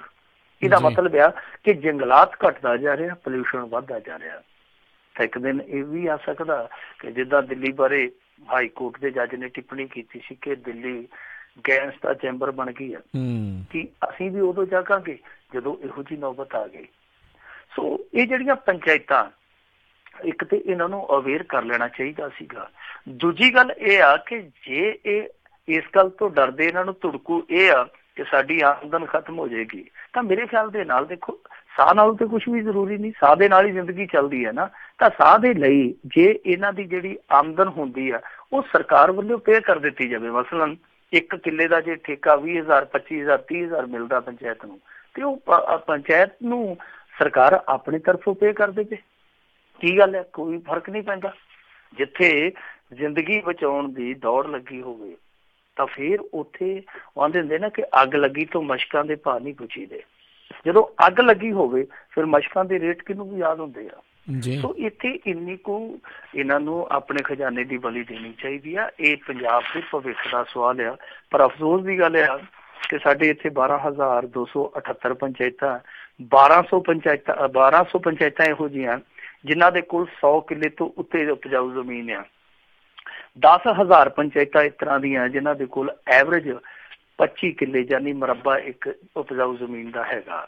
ਜੇ ਇਹਨਾਂ ਥੋੜੀਆਂ ਜ਼ਮੀਨਾਂ 'ਚ ਵੀ ਅਸੀਂ ਪਲਾਂਟੇਸ਼ਨ ਕਰੀਏ, ਪੌਦੇ ਲਾਈਏ ਔਰ ਉਹਨਾਂ ਨੂੰ ਲਾ ਕੇ ਫਲਦਾਰ ਲਾ ਲਈਏ ਜਾਂ ਹੋਰ ਛਾਂਦਾਰ ਪੌਦੇ ਲਾ ਲਈਏ, ਬਹੁਤ ਕੁਛ ਕੀਤਾ ਜਾ ਸਕਦਾ। ਉਹਦੇ ਨਾਲ ਬਹੁਤ ਵੱਡੇ ਪੱਧਰ ਤੇ ਪੰਜਾਬ ਦਾ ਫਾਇਦਾ ਹੋ ਸਕਦਾ। ਸੋ ਇਸ ਪਾਸੇ ਧਿਆਨ ਦੇਣ ਦੀ ਜ਼ਰੂਰਤ ਸੀ। ਸਕੀਮ ਵਧੀਆ ਸੀਗੀ ਜਿਹੜੀ ਫਰਵਰੀ ਦੇ ਵਿੱਚ ਲਾਂਚ ਕੀਤੀ ਗਈ, ਪਰ ਅਫਸੋਸ ਦੀ ਗੱਲ ਆ ਕਿ ਉਸ ਸਕੀਮ ਦਾ ਚੰਗੀ ਤਰ੍ਹਾਂ ਜਨਮ ਹੀ ਨਹੀਂ ਹੋ ਸਕਿਆ। ਜਿਹੜੀ ਚੀਜ਼ ਜੰਮੀ ਨਹੀਂ ਉਹਦਾ ਫਿਰ ਆਪਾਂ ਕਹੀਏ ਕਿ ਉਹ ਮਰੀ ਹੈ, ਮੇਰੇ ਖਿਆਲ ਦੇ ਨਾਲ ਮਰੀ ਇਹ ਕਹਿਣਾ ਚਾਹੀਦਾ ਕਿ ਪ੍ਰਗਟ ਹੋਣ ਤੋਂ ਪਹਿਲਾਂ ਹੀ ਖਤਮ ਹੋ ਗਈ, ਕੁੱਖ 'ਚ ਹੀ ਮਰ ਗਈ। ਬਿਲਕੁਲ। ਤੇ ਮਿੰਟੂ ਜੀ, ਨਾਲੇ ਆਪਣੇ ਸਾਰਿਆਂ ਨੂੰ ਇੱਕ ਨਿੱਜੀ ਤੌਰ ਦੇ ਉੱਤੇ ਵੀ ਇਹ ਹਮਲਾ ਮਾਰਨਾ ਚਾਹੀਦਾ ਵੀ ਆਪਾਂ ਵਾਤਾਵਰਨ ਨੂੰ ਜਿਹੜਾ ਸਾਫ਼ ਸੁਥਰਾ ਰੱਖੀਏ, ਖਲਾਰਾ ਨਾ ਪਾਈਏ ਤੇ ਰੁੱਖਾਂ ਦੀ ਜਿਹੜੀ ਆ ਸੰਭਾਲ ਉਹ ਜ਼ਰੂਰ ਕਰੀਏ। ਅਗਲੀ ਆਪਾਂ ਮਿੰਟੂ ਜੀ ਗੱਲ ਕਰਦੇ ਹਾਂ 1,000 ਕਰੋੜ ਦੇ ਘਪਲੇ ਦੇ ਦੋਸ਼ਾਂ 'ਚ ਘਿਰੇ ਠੇਕੇਦਾਰ ਗੁਰਿੰਦਰ ਵੱਲੋਂ ਆਤਮ ਸਮਰਪਣ। ਦੇਖੋ ਪੰਜਾਬੀ ਕਹਿੰਦੇ ਹੁੰਦੇ ਆ ਕਿ ਜੋ ਸਰਗੀ ਖਾਏ ਉਹੀ ਰੋਜ਼ਾ ਰੱਖੇ। ਕੋਈ ਮੁਸਲਮਾਨ ਸੀ ਤੇ ਉਹਨੇ ਮਲਾਈ ਮਲੂਈ ਰੱਖੀ ਸੀ ਵਿਚਾਰੇ ਨੇ ਕਿ ਤੜਕੇ ਖਾ ਲੂੰਗਾ, ਮੁੜ ਕੇ ਸਾਰਾ ਦਿਨ ਰੋਜ਼ਾ ਰੱਖ ਲੂੰਗਾ, ਤੇ ਉਹ ਬਿੱਲੀ ਛਾਕੀ ਤੇ ਉਹ ਫਿਰ ਕਹਿੰਦਾ ਕਿ ਮੈਂ ਤਾਂ ਨਹੀਂ ਰੱਖਣਾ ਰੋਜ਼ਾ ਹੁਣ ਬਿੱਲੀ ਰੱਖੇ, ਕਿਉਂਕਿ ਸਰਗੀ ਵੀ ਉਹਨੇ ਖਾਧੀ ਹੈ, ਸਵੇਰ ਦਾ ਨਾਸ਼ਤਾ ਉਹ ਖਾ ਗਈ ਹੈ, ਹੁਣ ਰੋਜ਼ਾ ਉਹਨੇ ਰੱਖਣਾ। ਉਹ ਗੱਲ ਆ ਕਿ ਇਹਨਾਂ ਨੇ ਮਲਾਈਆਂ ਛਕੀਆਂ, ਹੁਣ ਵਾਰੀ ਰੋਜ਼ੇ ਰੱਖਣ ਦੀ ਹੈ। ਰੋਜ਼ੇ ਵੀ ਇਹੋ ਹੀ ਰੱਖਣਗੇ ਤੇ ਰਿਮਾਂਡ ਵੀ ਕੱਟਣਗੇ। ਹੁਣ ਗੁਰਿੰਦਰ ਸਿੰਘ ਨੇ ਆਤਮ ਸਮਰਪਣ ਕਰ ਦਿੱਤਾ। ਇਹ ਉਹੀ ਗੁਰਿੰਦਰ ਸਿੰਘ ਆ ਜਿਹਦੀਆਂ ਖਬਰਾਂ ਦੀ ਆਪਾਂ ਚਰਚਾ ਭਾਪਾ ਦੇ ਤੌਰ ਤੇ ਕਰਦੇ ਰਹੇ ਕਿ ਠੇਕੇਦਾਰ ਭਾਪਾ ਇੱਥੋਂ 100 ਕਰੋੜ ਰੁਪਈਆ ਲੈ ਕੇ ਚਲੇ ਗਿਆ, ਇੱਥੋਂ ਜ਼ਮਾਨਤ ਰਿਜੈਕਟ ਕਰਾ ਕੇ ਲੈ ਗਿਆ, ਇਹ ਹੋ ਗਿਆ ਉਹ ਹੋ ਗਿਆ। ਕਦੇ ਉਹਦੇ ਬਾਰੇ ਇਹ ਸੂਚਨਾ ਆ ਜਾਂਦੀ ਸੀਗੀ ਕਿ ਉਹ ਵਿਦੇਸ਼ ਭੱਜ ਗਿਆ। ਇੱਦਾਂ ਦੀਆਂ ਬਹੁਤ ਉਹਦੀਆਂ ਖਬਰਾਂ ਜਿਹੜੀਆਂ ਉਹ ਚੱਲਦੀਆਂ ਰਹੀਆਂ ਅਤੀਤ ਦੇ ਵਿੱਚ। ਹੁਣ ਉਹਨੇ ਸੁਪਰੀਮ ਕੋਰਟ ਚੋਂ ਨਾ ਹੋਣ ਤੋਂ ਬਾਅਦ ਸਰੈਂਡਰ ਕਰ ਦਿੱਤਾ। ਸੁਪਰੀਮ ਕੋਰਟ ਨੇ ਆਖਿਆ ਸੀਗਾ ਕਿ ਤੁਹਾਨੂੰ 7 ਦਿਨਾਂ ਦੇ ਅੰਦਰ ਸਰੈਂਡਰ ਕਰਨਾ ਪੈਣਾ। ਜੇ ਤੁਸੀਂ ਅਦਾਲਤ ਦਾ ਸਨਮਾਨ ਕਰਦੇ ਹੋ ਤਾਂ ਤੁਹਾਨੂੰ ਸਰੈਂਡਰ ਕਰਨਾ ਪੈਣਾ। ਇਹਨਾਂ ਨੇ ਜ਼ਮਾਨਤਾਂ ਲਾਈਆਂ ਸੀ, ਹਾਈ ਕੋਰਟ ਚੋਂ ਵੀ ਰੱਦ ਹੋ ਗਈਆਂ, ਸੁਪਰੀਮ ਕੋਰਟ ਨੇ ਵੀ ਰੱਦ ਕਰ ਦਿੱਤੀਆਂ। ਤਾਂ ਜਦੋਂ ਸੁਪਰੀਮ ਕੋਰਟ ਨੇ ਅਲਟੀਮੇਟਮ ਦੇ ਦਿੱਤਾ ਕਿ 7 ਦਿਨਾਂ ਦੇ ਅੰਦਰ ਤੁਹਾਨੂੰ ਸਰੈਂਡਰ ਹੋਣਾ ਪੈਣਾ, ਕੱਲ ਇੱਕ ਇੰਜੀਨੀਅਰ ਸੀਗਾ ਜਿਹੜਾ ਉਹ ਚੀਫ ਇੰਜੀਨੀਅਰ ਤੇ ਸਰੈਂਡਰ ਕਰ ਗਿਆ ਸੀ, ਅੱਜ ਗੁਰਿੰਦਰ ਸਿੰਘ ਭਾਪਾ ਨੇ ਵੀ ਸਰੈਂਡਰ ਕਰ ਦਿੱਤਾ। ਵੈਸੇ ਇਹ ਜਿਹੜਾ ਘੁਟਾਲਾ ਸਾਰਿਆਂ ਨੂੰ ਯਾਦ ਹੋਊਗਾ, ਇਹ ਸਿੰਜਾਈ ਘੁਟਾਲੇ ਬਾਰੇ ਸ਼ਾਇਦ ਕੁਛ ਲੋਕ ਨਾ ਜਾਣਦੇ ਹੋਣ, ਕਈ ਵਾਰ ਕੁਛ ਸੱਜਣ ਨਵੇਂ ਵੀ ਜੁੜ ਜਾਂਦੇ ਆ, ਤੇ ਮੈਂ ਤੁਹਾਨੂੰ ਯਾਦ ਕਰਾ ਦੇਵਾਂ ਕਿ ਇਹ ਸੱਜਣ ਜਿਹੜਾ ਗੁਰਿੰਦਰ ਸਿੰਘ ਉਰਫ ਭਾਪਾ ਸੀਗਾ, ਭਾਪਾ ਕਾਹਦਾ ਵੈਸੇ ਆ ਸਾਡੇ ਇਲਾਕੇ ਲਈ ਤੇ ਸਿਆਪਾ ਸਾਬਤ ਹੋਇਆ। ਸਿਆਪਾ ਇਸ ਕਰਕੇ ਸਾਬਤ ਹੋਇਆ ਕਿ ਸੇਮ ਦਾ ਏਰੀਆ ਸੀ ਸਾਡਾ, ਸਾਰੇ ਪ੍ਰੋਜੈਕਟ ਜਿਹੜੇ ਸੀ ਉਹ ਇਹਦੇ ਹੱਥਾਂ 'ਚ ਸੀ ਤੇ ਸਾਰੇ ਪ੍ਰੋਜੈਕਟਾਂ ਦਾ ਬੇੜਾ ਗਰਕ ਕਰ ਗਿਆ, ਨਹੀਂ ਤੇ ਸਾਡੇ ਇਲਾਕੇ 'ਚ ਬਹੁਤ ਵੱਡੀ ਰਿਲੀਫ ਮਿਲ ਜਾਣੀ ਸੀਗੀ। ਸੋ ਇਹ ਜਿਹੜਾ ਬੰਦਾ ਸੀਗਾ ਇਹਦੇ ਸਿਰ ਤੇ ਬੈਠਾ ਸੀ ਇਹਦਾ ਇੱਕ ਬਹੁਤ ਨੇੜਲਾ ਰਿਸ਼ਤੇਦਾਰ, ਤੇ ਉਹ ਗਾਂ ਬੈਠਾ ਸੀ ਚੰਡੀਗੜ੍ਹ ਦੇ ਵਿੱਚ ਬਹੁਤ ਵੱਡੇ ਦਫ਼ਤਰ 'ਚ, ਔਰ ਉਹ ਜਿਹੜਾ ਬਹੁਤ ਵੱਡਾ ਦਫ਼ਤਰ ਸੀ ਉਹ ਬਹੁਤ ਵੱਡੇ ਘਰ ਵਾਲਿਆਂ ਦਾ ਸੀ। ਤਾਂ ਫਿਰ ਜਿਹੜੇ ਠੇਕੇ ਸੀਗੇ ਉਹ ਧੜਾ ਧੜ ਇਹਦੀ ਝੋਲੀ 'ਚ ਡਿੱਗਦੇ ਗਏ। ਤੁਸੀਂ ਹੈਰਾਨ ਰਹੋਗੇ, ਅਖੀਰਲੇ 6 ਸਾਲਾਂ 'ਚ ਇਸ ਇਕੱਲੇ ਬੰਦੇ ਨੂੰ 3,000 ਕਰੋੜ ਰੁਪਈਏ ਦੇ ਠੇਕੇ ਅਲਾਟ ਕੀਤੇ ਗਏ ਸੀ। 3,000 ਕਰੋੜ ਰੁਪਈਏ ਦੇ ਪ੍ਰੋਜੈਕਟ। ਕੱਲੇ ਇਸ ਠੇਕੇਦਾਰ ਨੂੰ। ਔਰ ਇਹ ਤੋਂ ਵੀ ਅਗਲੀ ਕਮਾਲ ਦੀ ਗੱਲ ਇਹ ਸੀਗੀ ਕਿ ਉਹਦੇ ਬਰਾਬਰ ਹੀ ਜਿਹੜੇ ਪ੍ਰੋਜੈਕਟ ਹਰਿਆਣੇ ਚ ਅਲਾਟ ਕੀਤੇ ਗਏ ਠੇਕੇਦਾਰਾਂ ਨੂੰ, ਉਹ ਬਹੁਤ ਘੱਟ ਰੇਟ ਤੇ ਦਿੱਤੇ ਗਏ, ਤੇ ਇਹਨੂੰ ਜਿਹੜੇ ਪ੍ਰੋਜੈਕਟ ਦਿੱਤੇ ਗਏ ਬਹੁਤ ਵਧਾ ਕੇ ਦਿੱਤੇ ਗਏ, ਬਹੁਤ ਚੜਾ ਕੇ ਦਿੱਤੇ ਗਏ। ਯਾਨੀ ਹਰੇਕ ਪਾਸਿਓਂ ਹੀ ਇਹਦੀ ਝੋਲੀ ਹੈ ਜਿਹੜੀ ਉਹ ਫੁੱਲਾਂ ਨਾਲ ਭਰਦੇ ਗਏ, ਫੁੱਲ ਕਰਦੇ ਗਏ। ਇਸ ਬੰਦੇ ਨੇ ਫਿਰ ਮੌਜਾਂ ਲੁੱਟੀਆਂ। ਹੁਣ ਇਹ ਤੇ ਅੰਕੜੇ ਆ ਵੈਸੇ ਕਿ 1000 ਕਰੋੜ ਰੁਪਈਏ ਦਾ ਗਬਨ ਹੋਇਆ ਵਿੱਚੋਂ, ਪਰ ਕੁਛ ਸੋਰਸ ਇਹ ਦੱਸਦੇ ਆ ਸਿੰਜਾਈ ਵਿਭਾਗ ਨਾਲ ਜੁੜੇ ਜਾਂ ਕੁਛ ਸਾਡੇ ਸੀਨੀਅਰ ਜਰਨਲਿਸਟ ਹੈ ਜਿਹੜੇ ਇਹਨਾਂ ਚੀਜ਼ਾਂ ਦੀ ਬਹੁਤ ਮੁਹਾਰਤ ਰੱਖਦੇ, ਉਹ ਕਹਿੰਦੇ ਕਿ 1000 ਕਰੋੜ ਹੀ ਨਹੀਂ, ਤੁਸੀਂ ਇਹ ਮੰਨ ਕੇ ਚੱਲੋ ਕਿ 3000 ਕਰੋੜ ਚੋਂ ਲਾਇਆ ਹੀ ਇਹਨੇ 1000 ਕਰੋੜ ਆ, ਹੋ ਸਕਦਾ 2000 ਕਰੋੜ ਹੀ ਇੱਧਰ ਉੱਧਰ ਹੋ ਗਿਆ ਹੋਵੇ। ਤੇ ਉਹ ਸਾਡੇ ਸਿਆਣੇ ਬੰਦੇ ਤੇ ਇਹ ਵੀ ਦੱਸਦੇ ਆ ਕਿ 2000 ਕਰੋੜ ਰੁਪਈਆ ਇਕੱਲਾ ਇਹਦੇ ਢਿੱਡ 'ਚ ਨਹੀਂ ਪਿਆ, ਇਹਦਾ ਢਿੱਡ ਤੇ ਛੋਟਾ ਹੀ ਆ, ਉਹ ਵੰਡਵੇਂ ਹਿੱਸੇ ਗਿਆ। ਹੁਣ ਕਿੱਥੇ ਕਿੱਥੇ ਗਿਆ ਹਿੱਸੇ ਉਹਦੇ ਵਿਜੀਲੈਂਸ ਪੁੱਛੂਗੀ। ਪਰ ਇੱਕ ਚੀਜ਼ ਇਹ ਵੀ ਵੇਖਣ 'ਚ ਆਈ ਹੈ, ਸੁਣਨ 'ਚ ਆਈ ਹੈ ਕਿ ਜਦੋਂ ਇਹ ਬੰਦਾ ਭਗੌੜਾ ਸੀ, ਅੰਡਰਗਰਾਊਂਡ ਸੀਗਾ, ਇਹਨੇ ਉਸ ਫਰਾਰੀ ਦੇ ਦੌਰਾਨ ਹੀ 100 ਕਰੋੜ ਰੁਪਈਆ ਆਪਣੇ 2-3 ਬੈਂਕ ਖਾਤਿਆਂ 'ਚੋਂ ਕਢਵਾਇਆ ਸੀ। ਉਹ ਕਿਹਦੀ ਮਿਲੀ ਭੁਗਤ ਨਾਲ ਕਢਵਾਇਆ ਸੀਗਾ, ਉਹ ਵੀ ਵਿਜੀਲੈਂਸ ਨੂੰ ਸਾਫ਼ ਕਰਨਾ ਪਊਗਾ। ਸੋ ਗੁਰਿੰਦਰ ਸਿੰਘ ਪਾਪਾ ਫੜਿਆ ਜਾਣ ਦਾ ਮਤਲਬ ਇਹ ਆ ਕਿ ਬਹੁਤ ਸਾਰੇ ਜਿਹੜੇ ਸਿੰਜਾਈ ਵਿਭਾਗ ਦੇ ਵਿੱਚ ਰਲੀਆਂ ਚੁਗਲਣ ਵਾਲੇ ਸੀਗੇ, ਰਲ ਕੇ ਚੁਗਣ ਵਾਲੇ ਸੀਗੇ ਇਹਦੇ ਨਾਲ, ਉਹਨਾਂ ਦੇ ਮੂੰਹ ਤੇ ਵੀ ਸਿੱਕਰੀ ਇੱਕ ਵਾਰੀ ਆ ਗਈ ਹੋਊਗੀ, ਬੁੱਲਾਂ ਤੇ ਸਿੱਕਰੀ ਆ ਗਈ ਹੋਊਗੀ। ਜੇ ਵਿਜੀਲੈਂਸ ਨੇ ਅੱਗੇ ਗੱਲ ਤੋਰੀ, ਵੈਸੇ ਬਹੁਤ ਸਾਰੀਆਂ ਜਾਂਚਾਂ ਪੜਤਾਲਾਂ ਵਿਜੀਲੈਂਸ ਨੇ ਢੱਕ ਦਿੱਤੀਆਂ, ਫਰੇਬ ਦੀ ਲੋਈ ਪਾ ਕੇ ਉਹਨਾਂ ਨੇ ਉਹ ਬਹੁਤ ਸਾਰੀਆਂ ਪੜਤਾਲਾਂ ਨੂੰ ਉੱਥੇ ਹੀ ਸ਼ੋਈ ਮੂਈ ਕਰ ਦਿੱਤਾ। ਜੇ ਇਹ ਖੁੱਲ ਕੇ ਜਾਂਚ ਪੜਤਾਲ ਕਰਦੇ ਆ ਤਾਂ ਫਿਰ ਇਹਦੀ ਪੈੜ ਹੈ ਜਿਹੜੀ ਉਹ ਗਾਂ ਦੀ ਗਾਂ ਤੇ ਗਾਂ ਦੀ ਗਾਂ ਤੇ ਤਾਂ ਵੀ ਜਾ ਸਕਦੀ ਹੈ। ਜੀ ਜੀ। ਅਗਲੀ ਜਿਹੜੀ ਆਪਾਂ ਗੱਲ ਕਰੀਏ, ਬੈਂਕਾਂ ਵੱਲੋਂ ਰੱਜੇ ਪੁੱਜੇ ਡਿਫਾਲਟਰਾਂ ਖਿਲਾਫ ਧਰਨਾ ਮੁਹਿੰਮ ਕੋਲਿਆਂਵਾਲੀ ਦੇ ਦਾਅ ਤੇ ਦਾਬੇ ਅੱਗੇ ਫੇਲ ਹੋਈ। ਮੂੰਗਲੀ ਵੀ ਨਾ 100 ਭਾਂਡੇ ਭੰਨ ਦਿੰਦੀ ਆ, ਪੰਜਾਬੀ ਚਾਹੁੰਦੇ ਹੁੰਦੇ ਆ। ਮੈਨੂੰ ਅੱਜ ਵੇਖ ਕੇ ਜਾਪਿਆ ਕਿ ਹਾਲੇ ਵੀ ਜਿਹੜੇ ਜਥੇਦਾਰ ਆ, ਹਾਲੇ ਵੀ ਜਿਹੜੇ ਅਕਾਲੀ ਪਾਵਰਫੁਲ ਬੰਦੇ ਆ, ਉਹ ਬਿਲਕੁਲ ਪਾਵਰਲੈਸ ਨਹੀਂ ਹੋਏ। ਉਹਨਾਂ ਦਾ ਦਾਬਾ ਵੀ ਚੱਲਦਾ ਤੇ ਉਹ ਦਾ ਵੀ ਚਲਾਉਣਾ ਜਾਣਦੇ ਆ। ਅੱਜ ਜੋ ਹੋਇਆ ਉਹ ਨਿਰੋਲ ਡਰਾਮਾ ਸੀ, ਕਿਉਂਕਿ ਬਹੁਤ ਸਾਰੇ ਲੋਕਾਂ ਨੂੰ ਉਮੀਦ ਇਹ ਸੀਗੀ ਕਿ ਜਿੱਦਾਂ ਪਾਵਰਕੌਮ ਨੇ ਪਲਾਸ ਨਾਲ ਚੁੰਡੀ ਵੱਢੀ ਸੀ ਇਹਨਾਂ ਸਾਰਿਆਂ ਨੂੰ, ਹੋ ਸਕਦਾ ਕਿ ਖੇਤੀਬਾੜੀ ਵਿਕਾਸ ਬੈਂਕ ਹੈ ਜਿਹੜਾ ਉਹ ਵੀ ਮਜਬੂਰ ਕਰ ਦੇਵੇ ਕਿ ਇਹ ਥੋੜਾ ਬਹੁਤ ਝੜ ਪੈਣ।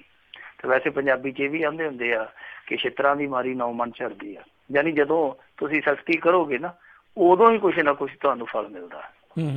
ਹੁਣ ਇਹਨਾਂ ਨੇ ਇਹ ਪ੍ਰੋਗਰਾਮ ਐਲਾਨਿਆ ਸੀਗਾ ਕਿ ਜਿਹੜੇ ਵਿਲਫੁਲ ਡਿਫਾਲਟਰ ਭਾਵੇਂ ਆ ਕਿ ਜਿਹੜੇ ਨਵਾਬੀ ਸ਼ੌਂਕ ਰੱਖਣ ਵਾਲੇ, ਨਵਾਬੀ ਚੋਜ ਰੱਖਣ ਵਾਲੇ ਡਿਫਾਲਟਰ ਆ, ਜਿਨ੍ਹਾਂ ਦੇ ਕੋਲ ਪੈਸੇ ਟਕੇ ਦੀ ਕੋਈ ਕਮੀ ਨਹੀਂ, ਕੋਈ ਕਮਤੀ ਨਹੀਂ ਹੈ, ਉਹ ਸਿਰਫ ਤੇ ਸਿਰਫ ਜਾਣ ਬੁੱਝ ਕੇ ਕਰਜ਼ਾ ਨੱਪੀ ਬੈਠੇ ਆ, ਅਸੀਂ ਉਹਨਾਂ ਦੇ ਦਰਾਂ ਤੇ ਧਰਨੇ ਦੇਵਾਂਗੇ ਜਾ ਕੇ ਕਿ ਸਾਡਾ ਕਰਜ਼ਾ ਮੋੜੋ। ਔਰ ਇਹਦੀ ਸ਼ੁਰੂਆਤ ਇਹਨਾਂ ਨੇ ਕੋਲਿਆਂਵਾਲੀ ਪਿੰਡ ਤੋਂ ਰੱਖੀ ਸੀਗੀ ਕਿ ਜਥੇਦਾਰ ਦਿਆਲ ਸਿੰਘ ਕੋਲਿਆਂਵਾਲੀ ਦੀ ਢਾਣੀ ਤੇ ਵੱਜਣਾ ਸੀ। ਸਾਡੇ ਵਰਗੇ ਉੱਥੇ ਜਾ ਕੇ ਤੜਕੇ 7 ਵਜੇ ਖੜ ਕੇ, ਧੁੰਦ ਬੜੀ ਸੀਗੀ, ਧੁੰਦ ਦੇ ਵਿੱਚੋਂ ਜਦੋਂ ਵੀ ਕੋਈ ਟੀ ਪੀ ਹੁੰਦੀ ਸੀ ਤੇ ਪੱਥਰ ਸੜਕ ਦੇ ਮੱਥਾ ਲਾ ਕੇ ਨੇੜੇ ਦੇਖਦੇ ਸੀਗੇ ਕਿ ਹੋਣਾ ਗੱਡੀ ਆਈ, ਬੈਂਕ ਵਾਲਿਆਂ ਦੀ ਹੋਣ ਆਈ, ਕੋਈ ਗੱਡਾ ਆਉਂਦਾ, ਕੋਈ ਗੱਡੀਰਾ ਆਉਂਦਾ, ਇਹੋ ਹੀ ਭੁਲੇਖਾ ਪੈਂਦਾ ਸੀਗਾ ਕਿ ਬੈਂਕ ਮੈਨੇਜਰ ਦੀ ਗੱਡੀ ਆ ਗਈ ਆ। ਸਾਨੂੰ ਏਦਾਂ ਲੱਗਦਾ ਸੀ ਜਿੱਦਾਂ ਕਰਜ਼ਾ ਅਸੀਂ ਦੇਣਾ ਹੁੰਦਾ ਕਿ ਭੱਜੀਏ ਦਵਾ ਦਵਾ ਵਾਹਣਾ ਨੂੰ ਜਦੋਂ ਗੱਡੀ ਆ ਗਈ। ਤਾਂ ਬਹੁਤ ਲੰਮਾ ਸਮਾਂ ਡਿੱਗਿਆ, ਉੱਥੇ ਕੋਈ ਨਹੀਂ ਆਇਆ, ਕੋਈ ਨਹੀਂ ਬੋੜਿਆ। ਜਦੋਂ ਜਾ ਕੇ ਬੈਂਕ ਦੇ ਵਿੱਚ ਦੇਖਿਆ ਗਿਆ ਤੇ ਉੱਥੇ ਜਿਹੜੇ ਕਰਮਚਾਰੀ ਸੀਗੇ ਉਹ ਬੈਠੇ ਸੀ, ਜਿਹੜਾ ਬੈਂਕ ਮੈਨੇਜਰ ਸੀ ਜਾਂ ਹੋਰ ਫੀਲਡ ਅਫਸਰ ਸੀ ਉਹ ਉੱਥੇ ਨਜ਼ਾਰਦ ਸਨ। ਕਹਿੰਦੇ ਜੀ ਉਹ ਤੇ ਅੱਜ 6-7 ਵਜੇ ਦੇ ਪਿੰਡਾਂ 'ਚ ਗਏ ਆ। ਕਿਹੜੇ ਪਿੰਡਾਂ 'ਚ ਗਏ ਕੱਖ ਨਹੀਂ ਪਤਾ, ਕੋਈ ਟੈਲੀਫੋਨ ਨਹੀਂ ਚੱਕ ਰਿਹਾ, ਕੋਈ ਲੈਣਾ ਨਹੀਂ, ਕੋਈ ਦੇਣਾ ਨਹੀਂ। ਵੱਡੇ ਇਹਨਾਂ ਦੇ ਅਫਸਰ ਨੂੰ ਪੁੱਛਿਆ, ਜ਼ਿਲ੍ਹੇ ਵਾਲੇ ਨੂੰ, ਕਿ ਭਾਈ ਕੀ ਤੁਸੀਂ ਕੀ ਆਪਣੇ ਪ੍ਰੋਗਰਾਮ ਦਾ ਕੀਤਾ ਜੋ ਤੁਸੀਂ ਐਲਾਨਿਆ ਸੀਗਾ, ਜੇ ਗਏ ਤਾਂ ਦੱਸੋ ਕਦੋਂ ਗਏ, ਜੇ ਨਹੀਂ ਗਏ ਤੇ ਕਾਹਤੋਂ ਨਹੀਂ ਗਏ। ਉਹ ਕਹਿੰਦਾ ਜੀ ਬਸ ਸਾਡੀ ਪਾਲਿਸੀ ਚੇਂਜ ਹੋ ਗਈ ਆ, ਇਹ ਸਾਡੇ ਗਾਹਕ ਦੀ ਨਿਜਤਾ ਦਾ ਮਾਮਲਾ ਹੈ, ਅਸੀਂ ਤੁਹਾਨੂੰ ਕੁਛ ਨਹੀਂ ਦੱਸ ਸਕਦੇ। ਮਤਲਬ ਕਿ ਜਿਹੜਾ ਬੰਦਾ 90-95 ਲੱਖ ਦਾ ਡਿਫਾਲਟਰ ਆ ਉਹਦੀ ਨਿਜਤਾ ਦਾ ਖਿਆਲ ਆ, ਤੇ ਜੇ ਕੋਈ 2-4 ਕਿਸ਼ਤਾਂ ਦਾ ਡਿਫਾਲਟਰ ਹੋ ਜਾਂਦਾ ਉਸ ਕਿਸਾਨ ਦੀ ਚੱਕ ਕੇ ਇਹ ਫੋਟੋ ਚੇਪ ਦਿੰਦੇ ਬੈਂਕਾਂ 'ਚ। ਫਿਰ ਦੂਜੀ ਚੀਜ਼ ਇਹ ਹੋਈ ਕਿ ਕਿਸੇ ਨੇ ਕੋਈ ਸਪਸ਼ਟ ਜਾਣਕਾਰੀ ਨਹੀਂ ਦਿੱਤੀ। ਏਦਾਂ ਲੱਗਦਾ ਸੀਗਾ ਕਿ ਸਭ ਕੁਛ ਹੈ ਜਿਹੜਾ ਉਹ ਸਿਆਸੀ ਤੌਰ ਤੇ ਹੋ ਰਿਹਾ, ਔਰ ਜਿਹੜੀ ਇਹਨਾਂ ਦੇ ਜ਼ੁਬਾਨ ਤੇ ਤਾਲਾਬੰਦੀ ਹੋਈ ਪਈ ਆ, ਇਹ ਤਾਲਾਬੰਦੀ ਦੀ ਛਾਬੀ ਹੈ ਜਿਹੜੀ ਉਹ ਸਿਆਸਤ ਦੇ ਹੱਥ ਆ।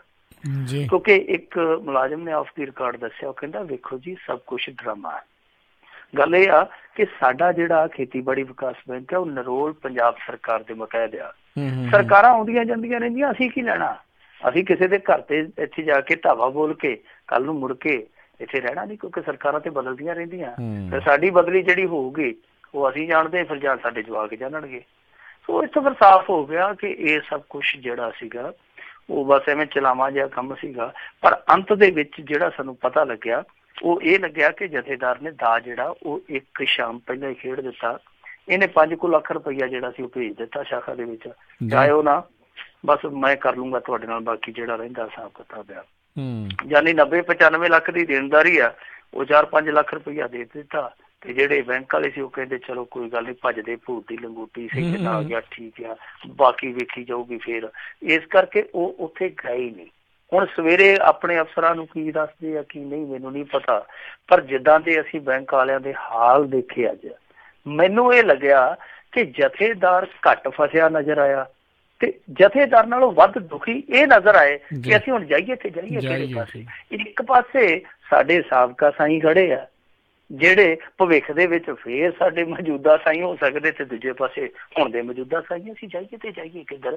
ਉਹ ਚੱਕੀ ਦੇ ਪੁੜਾਂ ਦੇ ਵਿੱਚ ਫਸੇ ਨਜ਼ਰ ਆਏ ਆ। ਪਰ ਜੋ ਹਾਲਾਤ ਉੱਥੇ ਅਫਸਰਸ਼ਾਹੀ ਦੀ ਦੇਖੀ ਹੈ, ਨੌਕਰਸ਼ਾਹਾਂ ਦੀ ਦੇਖੀ ਹੈ, ਉਹ ਤੋਂ ਬਾਅਦ ਮੈਂ ਕਹਿ ਸਕਦਾ ਕਿ ਰਾਜ ਜਿਹਦਾ ਮਰਜ਼ੀ ਹੈ, ਜਿਹੜੀ ਨੌਕਰਸ਼ਾਹੀ ਦੀ ਗੁਲਾਮੀ ਹੈ ਨਾ, ਉਸ ਗੁਲਾਮੀ ਨੂੰ ਦੇਖ ਕੇ ਇਹ ਲੱਗਦਾ ਕਿ ਇਹ ਜਿਹੜੀ ਗੁਲਾਮੀ ਹੈ ਇਹ ਲੋਕਤੰਤਰ ਦੇ ਮੂੰਹ ਤੇ ਸਭ ਤੋਂ ਵੱਡਾ ਧੱਬਾ। ਏਡੀ ਲਾਚਾਰ, ਏਡੀ ਮਜਬੂਰ ਜੇ ਤੁਹਾਡੀ ਨੌਕਰਸ਼ਾਹ ਦੀ ਫੌਜ ਹੈ ਨਾ, ਤੇ ਫਿਰ ਸਮਝੋ ਤਰ ਗਏ ਤੁਸੀਂ, ਤਰ ਗਏ। ਜੀ ਜੀ।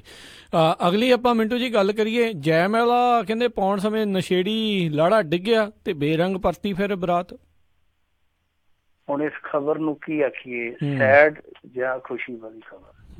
ਜੇ ਉਸ ਲਾੜੇ ਦੀ ਜ਼ਿੰਦਗੀ, ਉਸ ਲਾੜੇ ਦੀ ਨਮੋਸ਼ੀ ਤੇ ਉਸ ਲਾੜੇ ਦਾ ਜਿੱਦਾਂ ਜੁੜ ਕੇ ਰਿਸ਼ਤਾ ਟੁੱਟਿਆ ਤੇ ਫਿਰ ਸੈਡ ਖਬਰ ਬਣਦੀ ਹੈ। ਤੇ ਜੇ ਅਸੀਂ ਆਖੀਏ ਕਿ ਕੁੜੀ ਦੀ ਜ਼ਿੰਦਗੀ ਐਨ ਮੌਕੇ ਤੇ ਬਚ ਗਈ ਆ, ਫਿਰ ਖੁਸ਼ੀ ਵਾਲੀ ਖਬਰ ਹੈ।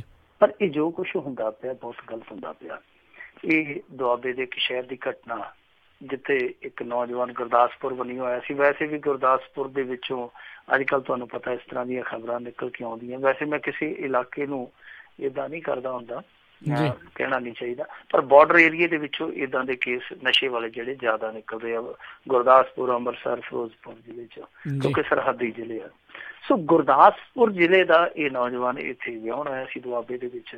ਜਦੋਂ ਸਾਰੀਆਂ ਰਸਮਾਂ ਪੂਰੀਆਂ ਹੋ ਗਈਆਂ, ਮੁੰਡਾ ਕੁੜੀ ਇੱਕ ਦੂਜੇ ਨੂੰ ਜੈਮਾਲਾ ਪਹਿਨਾਉਣ ਲੱਗੇ, ਤੇ ਮੁੰਡਾ ਜਦੋਂ ਜੈਮਾਲਾ ਪਾਉਣ ਲੱਗਾ ਸੀ, ਜੈਮਾਲਾ ਉਹਨੇ ਕੀ ਪਾਉਣੀ ਸੀ, ਆਪ ਹੀ ਲੁੜਕ ਗਿਆ ਲੜਾ। ਜਦੋਂ ਲੁੜਕ ਗਿਆ ਚੱਕ ਲੋ ਹੋ ਗਈ। ਉਹ ਲੜਖੜਾਉਂਦਾ ਪਹਿਲਾਂ ਹੀ ਪਿਆ ਸੀਗਾ, ਉਸ ਲਾੜੀ ਨੂੰ ਪਹਿਲਾਂ ਹੀ ਸ਼ੱਕ ਹੋ ਗਿਆ ਸੀਗਾ ਮਾਮਲਾ ਗੜਬੜ। ਉਹਨੇ ਆਖਿਆ ਕਿ ਜਿਹੜਾ ਜੈਮਾਲਾ ਪਾਉਣ ਲੱਗੇ ਡਿੱਗ ਪਿਆ ਤੇ ਮੇਰੀ ਜ਼ਿੰਦਗੀ ਦੀ ਬੇੜੀ ਪਾਰ ਤੇ ਲਾਈ ਬੈਠਾ, ਮੈਂ ਨਹੀਂ ਜਾਣਾ ਜਨਾਬ। ਚਲੋ ਫਿਰ ਥੋੜੀ ਬਹੁਤ ਕਿਆ ਸੁਣੀ ਹੋਈ, ਤਲਖ ਕਲਾਮੀ ਹੋਈ, ਬਰਾਤ ਜਿਹੜੀ ਬੇਰੰਗ ਪਰਤ ਗਈ। ਹੁਣ ਲਾੜੇ ਵਾਲਿਆਂ ਨੂੰ ਵੀ ਤੇ ਲਾੜੀ ਵਾਲਿਆਂ ਨੂੰ ਵੀ ਥਾਣੇ ਦੀਆਂ ਚੌਂਕੀਆਂ ਭਰਨੀਆਂ ਪੈਣੀਆਂ, ਕਿਉਂਕਿ ਉਹਨਾਂ ਨੇ ਸੱਦਿਆ ਕਿ ਦੋਵੇਂ ਧਿਰਾਂ ਆਓ। ਵੈਸੇ ਇਹਨਾਂ ਦਾ ਸ਼ਗਨ ਵਿਹਾਰ ਤੇ ਟੁੱਟ ਗਿਆ, ਉਹਨਾਂ ਨੇ ਆਪਣਾ ਸ਼ਗਨ ਲੈ ਲੈਣਾ ਕਿ ਗਾਂ ਤੁਸੀਂ ਜੇ ਰਾਜੀਨਾਮਾ ਕਰਨਾ ਤੇ ਤਾਂ ਵੇਖ ਲਓ, ਨਹੀਂ ਤੇ ਫਿਰ ਪਰਚਾ ਕੱਟ ਦਿੰਦੇ ਆ ਜੋ ਵੀ ਧਿਰਾਂ ਦਾ। ਪਰ ਇਹ ਘਟਨਾ ਕੋਈ ਪੰਜਾਬ ਦੇ ਵਿੱਚ ਪਹਿਲੀ ਘਟਨਾ ਨਹੀਂ ਹੋਈ। ਮੈਨੂੰ ਯਾਦ ਆ ਅੱਜ ਤੋਂ 2 ਕੁ ਸਾਲ ਪਹਿਲਾਂ ਇੱਕ NRI ਨਕੋਦਰ ਦੇ ਵਿੱਚ ਵਿਆਹੁਣ ਆਇਆ ਸੀਗਾ। ਨਕੋਦਰ ਦੇ ਇੱਕ ਬਾਰ-ਬਾਰ ਪੈਲਸ ਦੇ ਵਿੱਚ ਉਹ ਢੁਕਿਆ ਸੀਗਾ, ਤੇ ਉਹ ਇੱਕ ਬਾਥਰੂਮ ਦੇ ਵਿੱਚ ਵੜ ਕੇ ਕੋਈ ਪਿਆਰ ਦਾ ਸੂਟਾ ਲਾਉਂਦਾ ਪਿਆ ਸੀ। ਕੁੜੀ ਦੀ ਫਰੈਂਡ ਨੇ ਦੇਖ ਲਿਆ ਤੇ ਉਹਨੇ ਵੀਡੀਓ ਸ਼ੂਟ ਕਰ ਲਿਆ। ਜਦੋਂ ਉਹ ਝੂਲਦਾ ਜਿਹਾ ਆ ਕੇ ਉਹ ਜਿਹੜੇ ਸਿੰਘਾਸਨ ਜੇ ਡਾਏ ਹੁੰਦੇ ਆ ਉੱਥੇ ਆ ਕੇ ਬਹਿ ਗਿਆ, ਤੇ ਉਹਦੀ ਝੋਕ ਲੱਗ ਗਈ ਤੇ ਉਹ ਵਾਰ-ਵਾਰ ਵਿਚਾਰੀ ਕੁੜੀ ਦੇਖੇ ਕਿ ਇਹਨੂੰ ਕੀ ਹੋ ਗਿਆ, ਕਿਵੇਂ ਸਮਾਧੀਆਂ ਜਿਹੀਆਂ ਲਾਉਂਦਾ ਪਿਆ। ਤੇ ਫਿਰ ਉਹਦੀ ਜਿਹੜੀ ਸਖੀ ਸਹੇਲੀ ਸੀ ਉਹਨੇ ਸਹਿਮਤ ਦੇ ਨਾਲ ਆਵਾਜ਼ ਮਾਰੀ, ਸਾਈਡ ਤੇ ਕਰਕੇ ਸਾਰੀ ਗੱਲ ਦੱਸੀ। ਉਹਨੇ ਰੌਲਾ ਪਾ ਲਿਆ, ਉਹ ਮੰਨਦਾ ਨਾ, ਮੁੰਡਾ ਮੰਨੇ ਨਾ, ਜਾਓ ਜੀ ਮੈਨੂੰ ਨੀਂਦ, ਮੈਂ ਤੇ ਰਾਤ ਸੁੱਤਾ ਨਹੀਂ ਸਾਰੀ ਰਾਤ, ਮੈਨੂੰ ਤੇ ਗੋਡੇ ਚਾਹ ਸੀਗਾ। ਫਿਰ ਉਸ ਕੁੜੀ ਨੇ ਆਖਿਆ, ਉਹਨੇ ਆਖਿਆ ਮੇਰੇ ਕੋਲ ਵੀਡੀਓ ਆ, ਮੇਰੀ ਫਰੈਂਡ ਨੇ ਬਲੂਟੂਥ ਰਾਹੀਂ ਮੈਨੂੰ ਵੀਡੀਓ ਸੈਂਡ ਕਰ ਦਿੱਤੀ ਆ। ਤੇ ਜਦੋਂ ਫਿਰ ਉਹਨੇ ਭਰੀ ਪੰਚਾਇਤ ਦੇ ਵਿੱਚ ਵੀਡੀਓ ਪਲੇ ਕੀਤੀ, ਬਸ ਫਿਰ ਇਹ ਨੌਬਤ ਉਦੋਂ ਵੀ ਆਈ। ਸੋ ਇਹ ਹੁਣ ਤੁਸੀਂ ਆਪ ਹੀ ਅੰਦਾਜ਼ਾ ਲਾ ਲਓ ਕਿ ਸਾਡਾ ਜਿਹੜਾ ਪੰਜਾਬੀਆਂ ਦਾ ਮਾਹੌਲ ਆ, ਸਾਡਾ ਜਿਹੜਾ ਪੰਜਾਬੀਆਂ ਦਾ ਹਾਲ ਚਾਲ ਆ, ਕਿੱਧਰ ਨੂੰ ਜਾਂਦਾ ਪਿਆ। ਸਾਡੇ ਐਨ ਮੌਕਿਆਂ ਤੇ ਰਿਸ਼ਤੇ ਵੀ ਤੁੜਵਾ ਰਿਹਾ ਨਸ਼ਾ। ਸੱਥਰ ਹੀ ਨਹੀਂ ਵਿਛਾ ਰਿਹਾ, ਸਾਡੀਆਂ ਪੀੜ੍ਹੀਆਂ ਹੀ ਨਹੀਂ ਖਾ ਰਿਹਾ। ਜੋ ਰਿਸ਼ਤੇ ਜੁੜਦੇ ਆ ਉਹਨਾਂ ਜੁੜੇ ਹੋਏ ਰਿਸ਼ਤਿਆਂ ਨੂੰ ਵੀ ਤੁੜਵਾ ਰਿਹਾ। ਤਾਂ ਇਹਦਾ ਮਤਲਬ ਆ ਕਿ ਇੱਥੇ ਨਸ਼ਾ ਜਿਹੜਾ ਉਹ ਸਮਾਜ ਮਾਰੂ ਰੋਲ ਅਦਾ ਕਰਦਾ ਪਿਆ। ਹਾਲੇ ਵੀ ਹਾਕਮ ਗੁਟਕੇ ਦੀਆਂ ਸਹੁੰਆਂ ਚੁੱਕ ਕੇ ਖਾ ਕੇ ਰਾਜਨੀਤੀ ਕਰੀ ਜਾਣ, ਜੋ ਮਰਜ਼ੀ ਕਰੀ ਜਾਣ, ਪਰ ਜ਼ਮੀਨੀ ਪੱਧਰ ਤੇ ਕੋਈ ਸੁਧਾਰ ਨਹੀਂ ਹੁੰਦਾ ਪਿਆ। ਨਾਰਕੋਟਿਕ ਬਿਊਰੋ ਦੇ ਮੁਖੀਏ ਦੀ ਆਈ ਸੀਗੀ ਨਾ ਕੱਲ ਹੀ ਸਟੇਟਮੈਂਟ ਕਿ ਨਸ਼ਾ ਮੁੱਕਿਆ ਨਹੀਂ, ਨਸ਼ਾ ਮਹਿੰਗਾ ਜ਼ਰੂਰ। ਜਿਹਨੇ ਖਾਣਾ ਫਿਰ ਉਹਨੇ ਤੇ ਮਹਿੰਗਾ ਵੀ ਖਾ ਲੈਣਾ, ਸਸਤਾ ਵੀ ਖਾ ਲੈਣਾ। ਜਿਵੇਂ ਗੁਰਦਾਸ ਮਾਨ ਨੇ ਆਖਿਆ ਸੀ, ਸਾਨੂੰ ਇਸ਼ਕ ਦੀ ਮਸਤੀ ਕੀ ਮਹਿੰਗੀ ਕੀ ਸਸਤੀ। ਜਿਹਨੇ ਚੀਜ਼ ਖਾਣੀ ਹੈ ਉਹ ਮਹਿੰਗੀ ਸਸਤੀ ਥੋੜ੍ਹੀ ਦੇਖਦਾ। ਸੋ ਇਹ ਚੀਜ਼ ਜਿਹੜੀ ਆ ਉਹ ਸਾਡੇ ਪੰਜਾਬ ਦੇ ਮੱਥੇ ਤੇ ਕਲੰਕ ਆ। ਵੈਸੇ ਇੱਕ ਚੀਜ਼ ਮੈਂ ਮੰਨ ਕੇ ਚੱਲਦਾ ਵੀ ਅੱਗੇ ਕੁੰਡਲੀਆਂ ਮਿਲਾਉਣ ਵਾਲਾ ਕੰਮ ਚੱਲਦਾ ਹੁੰਦਾ ਸੀ, ਹੁਣ ਕੁੰਡਲੀਆਂ ਮਿਲਾਉਣੀਆਂ ਛੱਡ ਕੇ ਆਹ ਜਿਹੜੀਆਂ ਹੁੰਦੀਆਂ ਨਾ ਡੋਪ ਟੈਸਟ ਵਾਲੀਆਂ ਰਿਪੋਰਟਾਂ ਇਹ ਮਿਲਾ ਲੈਣੀਆਂ ਚਾਹੀਦੀਆਂ ਤਾਂ ਕਿ ਇੱਥੋਂ ਪੁੱਜ ਕੇ ਨਮੋਸ਼ੀ ਨਾ ਮਿਲੇ। ਜਿੱਥੇ ਪੁੱਜ ਜਾਂਦੇ ਆ ਕਿ ਜੈ ਮਾਲਾ ਤੱਕ ਆ ਗਏ, ਹਾਂ ਠੀਕ ਆ, ਉੱਥੇ ਹੀ ਕੰਮ ਨਿਬੜ ਜਾਵੇ ਤਾਂ ਉਹ ਬੈਟਰ ਆ। ਇੱਥੇ ਆ ਕੇ ਰਿਸ਼ਤਾ ਟੁੱਟਣਾ ਦੋ ਘਰਾਂ ਲਈ ਨਾ ਸਿਰਫ ਇੱਕ ਸਮਾਜੀ ਸ਼ਰਮਿੰਦਗੀ ਆ, ਬਲਕਿ ਸਾਰੀ ਜ਼ਿੰਦਗੀ ਲਈ ਇੱਕ ਜ਼ਖਮ ਵੀ ਬਣ ਜਾਂਦਾ। ਬਿਲਕੁਲ ਬਿਲਕੁਲ ਜੀ। ਅਗਲੀ ਆਪਾਂ ਗੱਲ ਕਰੀਏ ਪ੍ਰਸਿੱਧ ਮੁੱਕੇਬਾਜ਼ ਦੀ ਤੰਗ ਹਾਲੀ ਤੇ ਕੇਂਦਰ ਤੇ ਪੰਜਾਬ ਸਰਕਾਰ ਦਾ ਦਿਲ ਪਸੀਜਿਆ। ਦੇਖੋ ਇਹ ਨਾ ਸਾਡਾ ਇੱਥੋਂ ਦਾ ਮੁੱਕੇਬਾਜ਼ ਹੈ। ਵੈਸੇ ਤਰਾਸਦੀ ਇਹ ਹੈ ਕਿ ਸਾਡੇ ਪੰਜਾਬ ਦੇ ਵਿੱਚ ਬਹੁਤ ਕੀਮਤੀ ਨਗੀਨੇ ਪਏ ਆ, ਸਾਨੂੰ ਉਹਨਾਂ ਬਾਰੇ ਜਾਣਕਾਰੀ ਨਹੀਂ ਜੀ। ਬਹੁਤ ਵੱਡੇ ਵੱਡੇ ਪਲੇਅਰ ਪਏ ਆ ਸਾਡੇ ਇੱਥੇ। ਉਹ ਵੀ ਸੱਜਣ ਇੱਥੇ ਪਿਆ ਸੀਗਾ ਔਰ ਰੁਲਦਾ ਹੀ ਰਿਹਾ। ਮੱਖਣ ਸਿੰਘ ਸ਼ਾਇਦ ਉਹਦਾ ਨਾਮ ਸੀਗਾ। ਮਿਲਖਾ ਸਿੰਘ ਵਾਂਗੂ ਉਹ ਵੀ ਉੱਡਣਾ ਸਿੱਖੀ ਸੀ, ਪਰ ਉਹਦੇ ਨਾਮ ਦੇ ਅੱਗੇ, ਮਿਲਖਾ ਸਿੰਘ ਦੇ ਨਾਮ ਦੇ ਅੱਗੇ ਕਦੇ ਉਹਦੀ ਪਹਿਚਾਣ ਜਿਹੜੀ ਆ ਉਹ ਗੂੜੀ ਨਹੀਂ ਹੋਈ। ਵੈਸੇ ਉਹ ਦੜਾਕ ਉਹਦੇ ਮੁਕਾਬਲੇ ਦਾ ਹੀ ਸੀਗਾ। ਤਾਂ ਇਹ ਚੀਜ਼ਾਂ ਬਹੁਤ ਨੇ, ਬਹੁਤ ਸਾਰੀਆਂ ਕਾਬਲੀਅਤਾਂ ਜਿਹੜੀਆਂ ਸਾਡੀਆਂ ਉਹ ਜ਼ਿੰਦਗੀ ਦੇ ਅੰਤਲੇ ਦਿਨਾਂ 'ਚ ਨਰਕ ਹੰਢਾ ਕੇ ਇੱਥੇ ਜਾਂਦੀਆਂ। ਇਹਦਾ ਸਾਡਾ ਜਿਹੜਾ ਕੌਰ ਸਿੰਘ ਆ, ਦੇਖੋ ਇਸ ਬੰਦੇ ਨੂੰ ਮਾਣ ਹਾਸਲ ਆ ਕਿ ਇਸ ਬੰਦੇ ਨੇ ਮੁਹੰਮਦ ਅਲੀ ਦੇ ਖਿਲਾਫ ਰਿੰਗ 'ਚ ਉਤਰਨ ਦੀ ਜੁਰਤ ਕੀਤੀ ਸੀ। ਇਹ ਇੰਡੀਆ ਦਾ ਇੱਕੋ ਇੱਕ ਉਸ ਸਮੇਂ ਦਾ ਮੁੱਕੇਬਾਜ਼ ਆ ਜਿਹੜਾ ਅਲੀ ਦੇ ਬਰੋਬਰ ਖੜਾ ਸੀ। ਜਿੱਤ ਹਾਰ ਵੱਖਰੀ ਗੱਲ ਆ, ਰਿੰਗ 'ਚ ਉਤਰਨ ਦਾ ਵੀ ਰਿਕਾਰਡ ਇਹਦੇ ਨਾਮ ਹੀ ਆ। ਬਹੁਤ ਤਗੜਾ ਮੁੱਕੇਬਾਜ਼ ਸੀ। ਹੁਣ ਤੇ ਤੁਹਾਨੂੰ ਪਤਾ ਕਿ ਜਿਹੜੀ ਮੁੱਕੇਬਾਜ਼ੀ ਹੈ, ਬਾਕਸਿੰਗ ਹੈ, ਉਹ ਬਹੁਤ ਵੱਡੇ ਪੱਧਰ ਤੇ ਪ੍ਰਮੋਟ ਹੋਈ ਹੈ ਦੁਨੀਆ ਦੇ ਵਿੱਚ। ਹੁਣ ਤੇ ਬਹੁਤ ਪੈਸਾ ਹੈ। ਉਹਨਾਂ ਸਮਿਆਂ 'ਚ ਇਹਨਾਂ ਦੀ ਬਹੁਤੀ ਕੋਈ ਪੁੱਛ ਪ੍ਰਤੀਤ ਨਹੀਂ ਸੀ ਤੇ ਇਸ ਕਰਕੇ ਪੂਰੇ ਭਾਰਤ ਦੇ ਵਿੱਚ ਥੋੜੇ ਜਿਹੇ ਮੁੱਕੇਬਾਜ਼ ਹੁੰਦੇ ਸੀ। ਉਹਨਾਂ ਸਾਰੇ ਮੁੱਕੇਬਾਜ਼ਾਂ 'ਚੋਂ ਕੌਰ ਸਿੰਘ ਸੀਗਾ ਜਿਹੜਾ ਉਹ ਅਵਲ ਸੀ। ਇਹ ਸੰਗਰੂਰ ਜ਼ਿਲ੍ਹੇ ਨਾਲ ਤਾਲੁਕ ਰੱਖਦਾ। ਹੁਣ ਬਜ਼ੁਰਗ ਹੋ ਗਿਆ, ਬਿਮਾਰ ਖਾਸਾ। ਹੁਣ ਇਹਨਾਂ ਨੇ ਕੇਂਦਰ ਵਾਲਿਆਂ ਨੇ 5 ਲੱਖ ਦਾ ਐਲਾਨ ਕੀਤਾ ਕਿ ਅਸੀਂ 5 ਲੱਖ ਰੁਪਈਆ ਕੌਰ ਸਿੰਘ ਵਾਸਤੇ ਭੇਜਦੇ ਪਏ, ਪਰ ਇਹ ਐਲਾਨ ਹੀ ਆ। ਤੁਹਾਨੂੰ ਪਤਾ ਹੀ ਹੈ ਸਿਆਸਤਦਾਨਾਂ ਦੇ ਐਲਾਨ ਹੈ ਜਿਹੜੇ ਉਹ ਕਈ ਵਾਰ ਐਲਾਨ ਹੀ ਹੋ ਰਹਿ ਜਾਂਦੇ ਆ, ਉਹ ਕਦੇ ਵੀ ਆਸਾਨ ਨਹੀਂ ਬਣਦੇ। ਹੁਣ ਇਹਨਾਂ ਨੇ ਪੰਜਾਬ ਸਰਕਾਰ ਕੇਂਦਰ ਵਾਲਿਆਂ ਨੇ ਤੇ ਐਲਾਨ ਕਰ ਦਿੱਤਾ। ਫਿਰ ਸਾਡੇ ਮੁੱਖ ਮੰਤਰੀ chief minister captain Amarinder Singh ਨੇ ਵੀ ਇੱਕ ਟਵੀਟ ਠੋਕਤਾ, ਕਹਿੰਦਾ ਲਓ ਜੀ 2 ਲੱਖ ਸਾਡੇ ਵੱਲੋਂ। ਇਹ ਸਾਰੀਆਂ ਚੀਜ਼ਾਂ ਜਿਹੜੀਆਂ ਉਹ ਬੜੀ ਤੱਤ-ਫੱਟ ਬੜੀ ਛੇਤੀ ਹੋਈਆਂ। ਤੇ ਜਦੋਂ ਕੌਰ ਸਿੰਘ ਦੀ ਘਰ ਵਾਲੀ ਬੀਬੀ ਬਲਜੀਤ ਕੌਰ ਨੂੰ ਪੁੱਛਿਆ ਗਿਆ, ਉਹ ਕਹਿੰਦੀ ਕਿ ਸਾਨੂੰ ਕੀ ਭਾਅ ਇਹਨਾਂ ਲਾਲਾਂ ਦਾ। ਜਿਵੇਂ ਆਂਦੇ ਹੁੰਦੇ ਨਾ ਕਿ ਕਟੇ ਨੂੰ 1.25 ਮਣ ਦੁੱਧ ਦਾ ਕੀ ਭਾਅ, ਉਹਨੂੰ ਵਿਚਾਰੇ ਨੂੰ ਮਿਲਣਾ ਹੀ ਨਹੀਂ। ਉਹ ਕਹਿੰਦੇ ਕਿ ਜਦੋਂ ਤੱਕ ਸਾਨੂੰ ਮਿਲ ਨਹੀਂ ਜਾਂਦੇ ਅਸੀਂ ਇਹਨਾਂ ਤੇ ਯਕੀਨ ਨਹੀਂ ਕਰ ਸਕਦੇ, ਕਿਉਂਕਿ ਸਾਨੂੰ ਹੁਣ ਤੱਕ ਇਹ ਆਦਤ ਹੋ ਗਈ ਆ ਕਿ ਐਲਾਨ ਹੋ ਜਾਂਦੇ ਆ, ਐਲਾਨ ਤੋਂ ਬਾਅਦ ਅਮਲ ਨਹੀਂ ਹੁੰਦੇ। ਸੋ ਬੀਬੀ ਉਹ ਇੰਨੀ ਜ਼ਿਆਦਾ ਬੇਉਮੀਦੀ ਹੋਈ ਪਈ ਆ। ਉਦਾਂ ਇਸ ਮੁੱਕੇਬਾਜ਼ ਨੂੰ ਪੈਸੇ ਮਿਲਣੇ ਚਾਹੀਦੇ ਆ ਔਰ ਖਾਸੇ ਮਿਲਣੇ ਚਾਹੀਦੇ। ਮੈਂ ਤਾਂ ਕਹਿੰਦਾ 5-7 ਲੱਖ ਕਿਉਂ, ਉਹਨੂੰ ਕੋਈ 50-60 ਲੱਖ ਰੁਪਈਆ ਦੇਣਾ ਚਾਹੀਦਾ। ਜੇ ਕੋਈ ਅੱਜ ਇਸ ਮੌਕੇ ਤੇ ਉਹੋ ਜਿਹਾ ਕੌਰ ਸਿੰਘ ਦੇ ਕੱਦ ਦਾ ਕੋਈ ਮੁੱਕੇਬਾਜ਼ ਹੋਵੇ ਤੇ ਉਹਦੀ ਤਾਂ ਮੇਰੇ ਖਿਆਲ ਦੇ ਨਾਲ 15 ਦਿਨਾਂ ਦੀ ਕਮਾਈ ਆ। ਜਿੰਨੀ ਕੋ ਰਕਮ ਮੈਂ ਦੱਸੀ ਆ, ਵਜਿੰਦਰ ਸਿੰਘ ਹੋਰੀ ਤੇ ਮੇਰੇ ਖਿਆਲ ਦੇ ਨਾਲ ਇੱਕ ਦਿਨ 'ਚ ਇੰਨਾ ਕਮਾ ਲੈਂਦੇ ਹੋਣੇ ਆ। ਸੋ ਇਹੋ ਜਿਹੇ ਮੁੱਕੇਬਾਜ਼ ਜਿਨ੍ਹਾਂ ਨੇ ਦੇਸ਼ ਦਾ, ਕੌਮ ਦਾ ਨਾਂ ਉੱਚਾ ਕੀਤਾ। ਮੁਫਲਸੀ ਦੇ ਵਿੱਚ ਅੱਜ ਜਦੋਂ ਲਾਚਾਰੀ ਹੰਡਾਉਂਦੇ ਪਏ ਆ, ਸਾਡਾ ਫਰਜ਼ ਬਣਦਾ, ਸਾਡੀਆਂ ਸਰਕਾਰਾਂ ਦਾ ਫਰਜ਼ ਬਣਦਾ। ਕੈਪਟਨ ਅਮਰਿੰਦਰ ਸਿੰਘ ਹੋਰਾਂ ਨੇ ਕਿਹੜਾ ਮੋਤੀ ਮਹਿਲ ਦੇ ਖਜ਼ਾਨੇ 'ਚ ਦੇਣੇ, ਲੋਕਾਂ ਦੇ ਪੈਸੇ 'ਚ ਦੇਣੇ ਆ। ਸੋ ਇਹ ਸਾਡਾ ਫਰਜ਼ ਬਣਦਾ, ਲੋਕਾਂ ਦਾ ਫਰਜ਼ ਬਣਦਾ ਕਿ ਇਹੋ ਜਿਹੇ ਲੋਕਾਂ ਦੀ ਬਾਂਹ ਫੜੀ ਜਾਵੇ। ਪਰ ਇਹ ਬਾਂਹ ਉਦੋਂ ਫੜਦੇ ਆ ਜਦੋਂ ਬਸ ਨਾ ਨਬਜ਼ ਬੰਦੇ ਦੀ ਰੁਕਣ ਵਾਲੀ ਹੁੰਦੀ ਆ। ਉਹ ਜਿਹੜੇ ਬਹੁਤ ਵੱਡੇ ਨਾਟਕਕਾਰ ਅਜਮੇਰ ਔਲਖ ਜੀ ਸੀਗੇ, ਉਹਨਾਂ ਦੇ ਮਾਮਲੇ 'ਚ ਆਪਾਂ ਦੇਖਿਆ ਹੀ ਸੀ ਨਾ ਕਿ ਜਦੋਂ ਉਹ ਜ਼ਿੰਦਗੀ ਦੇ ਅੰਤਲੇ ਪੜਾਅ ਤੇ ਪਹੁੰਚ ਗਏ, ਉਦੋਂ ਫਿਰ ਲੀਡਰ ਵੀ ਪਹੁੰਚ ਗਏ, ਪੈਸੇ ਵੀ ਦੇ ਦਿੱਤੇ, ਚੈੱਕ ਵੀ ਵੰਡੇ ਗਏ, ਪਰ ਉਹ ਬੰਦਾ ਨਹੀਂ ਸੀ ਬਚਿਆ। ਜੇ ਸਮੇਂ ਸਿਰ ਇਲਾਜ ਹੋਇਆ ਹੁੰਦਾ ਸਮੇਂ ਸਿਰ ਬਿਮਾਰੀ ਲੱਭ ਲਈ ਜਾਂਦੀ ਤਾਂ ਮੇਰੇ ਖਿਆਲ ਦੇ ਨਾਲ ਇਹ ਨੌਬਤ ਨਾ ਆਉਂਦੀ। ਇਹੋ ਜਿਹੇ ਮਾਮਲਿਆਂ ਦੇ ਵਿੱਚ ਵੀ ਗੰਭੀਰਤਾ ਵਰਤਣ ਦੀ ਲੋੜ ਆ। ਜੀ ਜੀ। ਤੇ ਅਗਲੀ ਆਪਾਂ ਮਿੰਟੂ ਜੀ ਗੱਲ ਕਰਦੇ ਹਾਂ ਵੀ ਮਲੇਰਕੋਟਲੇ ਵਿੱਚ ਇਨਸਾਨੀਅਤ ਦੀ ਮਿਸਾਲ ਮੁਸਲਿਮ ਭਾਈਚਾਰੇ ਨੇ ਕੀਤਾ ਵੱਡਾ ਕੰਮ। ਦੇਖੋ, ਗੰਗਾ ਜਮਨਾ ਦੀ ਤਹਿਜ਼ੀਬ ਜਿਹੜੀ ਉਹ ਭਾਰਤ ਦੀ ਪਹਿਚਾਣ ਆ, ਤੇ ਜੇ ਉਸ ਗੰਗਾ ਜਮਨਾ ਦੀ ਤਹਿਜ਼ੀਬ ਨੂੰ ਵੇਗ ਦੇ ਵਿੱਚ ਕਿਤੇ ਵਗਦਿਆਂ ਵੇਖਣਾ ਹੋਵੇ ਤੇ ਉਹ ਹੈ ਮਲੇਰਕੋਟਲਾ। ਮਲੇਰਕੋਟਲਾ ਤੁਹਾਨੂੰ ਪਤਾ ਹੀ ਹੈ, ਗੁਰਾਂ ਦਾ ਵਰਸੋਇਆ ਸ਼ਹਿਰ ਆ, ਔਰ ਉੱਥੇ ਮੁਸਲਿਮ ਆਬਾਦੀ, ਸਿੱਖ ਆਬਾਦੀ, ਹਿੰਦੂ ਆਬਾਦੀ, ਸ਼ਾਇਦ ਕ੍ਰਿਸਚਨ ਵੀ ਹੋਣ, ਉਹਨਾਂ ਬਾਰੇ ਮੈਨੂੰ ਪੱਕਾ ਨਹੀਂ ਪਤਾ, ਸਾਰੇ ਏਦਾਂ ਰਹਿੰਦੇ ਆ ਜਿੱਦਾਂ ਇੱਕ ਟੱਬਰ ਦੇ ਵਿੱਚ ਵੱਖੋ ਵੱਖਰੇ ਰੰਗ ਬਿਰੰਗੇ ਜੀਅ ਰਹਿੰਦੇ ਹੋਣ, ਕੋਈ ਭੇਦਭਾਵ ਨਹੀਂ ਹੈ। ਹੁਣ ਇੱਥੋਂ ਜਿਹੜੀ ਇਹ ਮਿਸਾਲ ਸਾਹਮਣੇ ਆਈ ਆ, ਇਹ ਜਿਹੜੇ ਅਖੌਤੀ ਗਊ ਰੱਖਿਅਕ, ਅਖੌਤੀ ਦੇਸ਼ ਭਗਤ, ਅਖੌਤੀ ਫਿਰਕਾ ਪ੍ਰਸਤ ਲੋਕ ਆ ਜਿਹੜੇ, ਉਹਨਾਂ ਦੇ ਮੂੰਹ ਤੇ ਕਰਾਰੀ ਚਪੇੜ ਆ। ਇੱਕ ਗਾਂ ਜਿਹੜੀ ਸੀ ਉਹ ਦਲਦਲ ਚ ਚਲੇ ਗਈ, ਦਲਦਲ ਬਹੁਤ ਬਹੁਤ ਡੂੰਘੀ ਸੀਗੀ। ਇਹਨਾਂ ਮੁਸਲਮਾਨ ਭਰਾਵਾਂ ਨੇ ਉਹਨੂੰ ਕੱਢਣ ਦਾ ਯਤਨ ਕੀਤਾ, ਕਾਮਯਾਬ ਨਹੀਂ ਹੋਏ। ਫਿਰ ਇਹਨਾਂ ਨੇ ਗਊਸ਼ਾਲਾ ਵਾਲਿਆਂ ਨੂੰ ਫੋਨ ਕੀਤਾ ਕਿ ਏਦਾਂ ਭਾਈ ਆਓ, ਤੁਹਾਡੀ ਗਊ ਮਾਤਾ ਜਿਹੜੀ ਉਹ ਮੁਸੀਬਤ ਦੇ ਵਿੱਚ ਆ, ਉਹ ਰਲ ਮਿਲ ਕੇ ਆਪਾਂ ਉਹਨੂੰ ਕੱਢੀਏ। ਤੇ ਕਮਾਲ ਦੀ ਗੱਲ ਇਹ ਆ ਕਿ ਜਿਹੜੇ ਗਊਸ਼ਾਲਾ ਵਾਲਿਆਂ ਨੂੰ ਫੋਨ ਕੀਤਾ ਸੀ ਉਹ ਉੱਥੇ ਬੌੜੇ ਨਹੀਂ।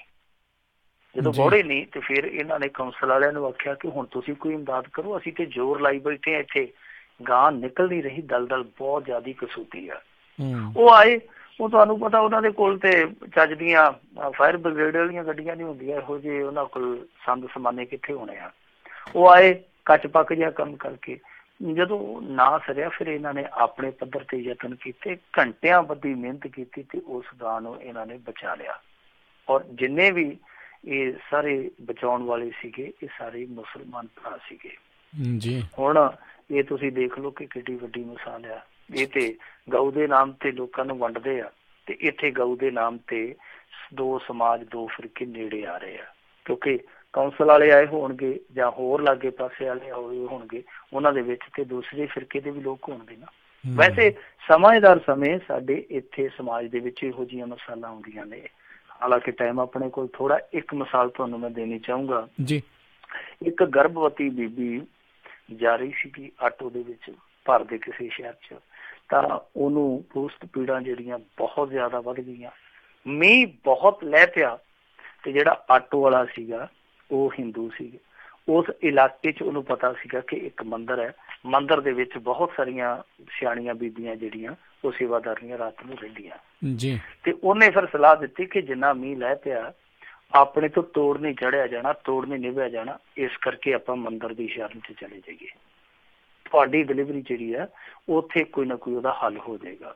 ਤਾਂ ਉਹ ਜੋੜਾ ਮੰਦਿਰ 'ਚ ਗਿਆ ਸ਼ਰਨ ਲੈਣ, ਮੰਦਿਰ ਦੇ ਵਿੱਚ ਡਿਲੀਵਰੀ ਹੋਈ, ਤੇ ਬਾਅਦ ਦੇ ਵਿੱਚ ਉਸ ਬੱਚੇ ਦਾ ਨਾਂ, ਜਿਹੜਾ ਕਿ ਮੁੰਡਾ ਹੋਇਆ ਸੀ, ਉਸ ਬੱਚੇ ਦਾ ਨਾਂ ਜਿਹੜਾ ਸੀਗਾ ਉਹ ਰਾਮ ਮੁਹੰਮਦ ਰੱਖਿਆ ਸੀ ਉਹਨਾਂ ਨੇ। ਭਾਰਤ ਦੇ ਵਿੱਚੋਂ ਇਹੋ ਜਿਹੀਆਂ ਮਿਸਾਲਾਂ ਵੀ ਆਉਂਦੀਆਂ, ਪਰ ਅਫਸੋਸ ਦੀ ਗੱਲ ਆ ਕਿ ਜਿਹੜੇ ਇਹ ਜ਼ਹਿਰੀਲੀ ਤਬੀਅਤ ਦੇ ਲੋਕ ਆ, ਇਹ ਇਹੋ ਜਿਹੀਆਂ ਮਿਸਾਲਾਂ ਨੂੰ ਅੱਗੇ ਨਹੀਂ ਆਉਣ ਦਿੰਦੇ। ਜੇ ਇਹਨਾਂ ਦੀਆਂ ਅੱਖਾਂ ਅੱਗੇ ਆ ਵੀ ਜਾਵੇ ਤੇ ਇਹ ਫਿਰ ਫਰੇਬ ਦੀ ਐਨਕ ਲਾ ਕੇ ਪਾਸਿਓਂ ਦੀ ਹੋ ਜਾਂਦੇ ਉਹਨਾਂ ਮਿਸਾਲਾਂ ਤੋਂ। ਜੀ ਜੀ। ਤੇ ਜਾਂਦੇ ਜਾਂਦੇ ਮਿੰਟੂ ਜੀ ਦੱਸ ਦਿਓ, ਖੇਡ ਦੇ ਮੈਦਾਨ ਦਾ ਕੀ ਹਾਲ ਚਾਲ ਆ? ਖੇਡ ਦੇ ਮੈਦਾਨ ਦੇ ਵਿੱਚੋਂ ਅੱਜ ਵੱਡੀ ਖਬਰ ਤੇ ਇਹ ਆ ਕਿ ਭਾਰਤ ਵਾਲਿਆਂ ਨੇ ਗੁੱਸਾ ਜਿਹੜਾ ਲੰਕਾ ਵਾਲਿਆਂ ਤੇ ਬਹੁਤ ਬੁਰੀ ਤਰ੍ਹਾਂ ਕੱਢਿਆ। ਇਹਨਾਂ ਨੇ 141 ਰਨ ਨਾਲ ਹਰਾਇਆ, ਤੇ ਰੋਹਿਤ ਸ਼ਰਮਾ ਜਿਹੜਾ ਇੰਡੀਅਨ ਕੈਪਟਨ ਹੈ ਇਸ ਸਮੇਂ, ਕਿਉਂਕਿ ਵਿਰਾਟ ਕੋਹਲੀ ਤੇ ਤੁਹਾਨੂੰ ਪਤਾ ਅੱਜ ਕੱਲ ਉਹ ਤੇ ਸਫਰ ਸ਼ੁਰੂ ਕਰਕੇ ਬੈਠਾ ਜੀ। ਬਿਲਕੁਲ। ਉਸ ਕੈਪਟਨ ਰੋਹਿਤ ਸ਼ਰਮਾ ਨੇ ਅੱਜ ਇੱਕ ਹੋਰ ਡਬਲ ਸੈਂਚੁਰੀ ਮਾਰੀ ਹੈ ਵਨਡੇ 'ਚ। ਇਹ ਉਹਦੀ ਤੀਜੀ ਡਬਲ ਸੈਂਚੁਰੀ ਹੈ, ਯਾਨੀ 3 ਦੋਹਰੇ ਸੈਂਕੜੇ ਲਾਉਣ ਵਾਲਾ ਵਿਸ਼ਵ ਦਾ ਉਹ ਇੱਕੋ ਇੱਕ ਖਿਡਾਰੀ ਬਣਿਆ। ਇੱਧਰ ਸਾਡੇ ਜਿਹੜੇ ਬੈਡਮਿੰਟਨ ਵਾਲੇ ਆ ਉਹ ਵੀ ਕਮਾਲ ਕਰੀ ਜਾਂਦੇ ਆ। ਐਤਕੀ ਦਾ ਸਾਲ ਇਹਨਾਂ ਦੀਆਂ ਕਾਮਯਾਬੀਆਂ ਦਾ ਸਾਲ ਰਿਹਾ। ਇਸ ਵਾਰੀ ਇਹਨਾਂ ਨੇ 24 ਸੁਪਰ ਸੀਰੀਜ਼ਾਂ ਦੇ ਵਿੱਚੋਂ ਸਭ ਤੋਂ ਜ਼ਿਆਦਾ, ਸੰਸਾਰ 'ਚੋਂ ਸਭ ਤੋਂ ਜ਼ਿਆਦਾ 7 ਜਿੱਤੀਆਂ, ਕਿਉਂਕਿ ਬੈਡਮਿੰਟਨ ਦੀਆਂ ਸੁਪਰ ਸੀਰੀਜ਼ਾਂ ਹੁੰਦੀਆਂ। ਸੁਪਰ ਸੀਰੀਜ਼ਾਂ ਦੇ ਵਿੱਚੋਂ ਇਹਨਾਂ ਨੇ ਲਾ ਲਓ ਕਿ 24 'ਚੋਂ 7 ਜਿੱਤ ਕੇ ਰਿਕਾਰਡ ਬਣਾਇਆ। ਸੋ ਇੱਧਰ ਵੀ ਬੁਲੰਦੀਆਂ ਜਿਹੜੀਆਂ ਉਹ ਲਗਾਤਾਰ ਛੂਹੀਆਂ ਜਾ ਰਹੀਆਂ। PV ਸਿੰਧੂ ਔਰ ਖਾਸ ਤੌਰ ਤੇ ਇੱਕ ਮੁੰਡਾ ਜਿਹੜਾ ਸ਼੍ਰੀਕਾਂਤ, ਇਹਨਾਂ ਲਈ ਇਹ ਸਾਲ ਹੈ ਜਿਹੜਾ ਉਹ ਬਹੁਤ ਹੀ ਕਾਮਯਾਬੀਆਂ ਵਾਲਾ ਰਿਹਾ। ਤੇ ਤੀਜੀ ਗੱਲ ਜਿਹੜੀ ਹੈ ਉਹ ਇਸ ਸਮੇਂ ਜਿਹੜੀ ਬਲੇਡ ਰਨਰ ਦੀ ਪਿਸਟੋਰੀਅਸ ਦੀ ਉਹ ਆਉਂਦੀ ਪਈ ਆ ਜੀ। ਪਿਸਟੋਰੀਅਸ ਜੇਲ੍ਹ ਦੇ ਵਿੱਚ ਜਾ ਕੇ ਵੀ ਨਹੀਂ ਟਿਕਿਆ। ਦੱਸਦੇ ਆ ਕਿ ਫੋਨ ਦਾ ਖਹਿੜਾ ਨਹੀਂ ਸੀ ਛੱਡਦਾ। ਕੈਦੀਆਂ ਨੇ ਸਮਝਾਇਆ ਸੌਂ ਜਾ, ਰਾਤ ਹੋ ਗਈ ਆ, ਫੋਨ ਤੇ ਲੱਗਾ ਸੀ, ਪਤਾ ਨਹੀਂ ਕਿੱਥੇ ਲੱਗਾ ਸੀ। ਫਿਰ ਕੈਦੀਆਂ ਨੇ ਉਹਨੂੰ ਬੁਰੀ ਤਰ੍ਹਾਂ ਝੰਬਿਆ। ਦੱਸਦੇ ਕਿ ਪਿਸਟੋਰੀਅਸ ਨੇ ਉੱਥੇ ਵੀ ਕੁੱਟ ਖਾਧੀ ਤੇ ਕਾਫੀ ਸੱਟਾਂ ਉਹਦੇ ਲੱਗ ਗਈਆਂ। ਜੀ ਜੀ।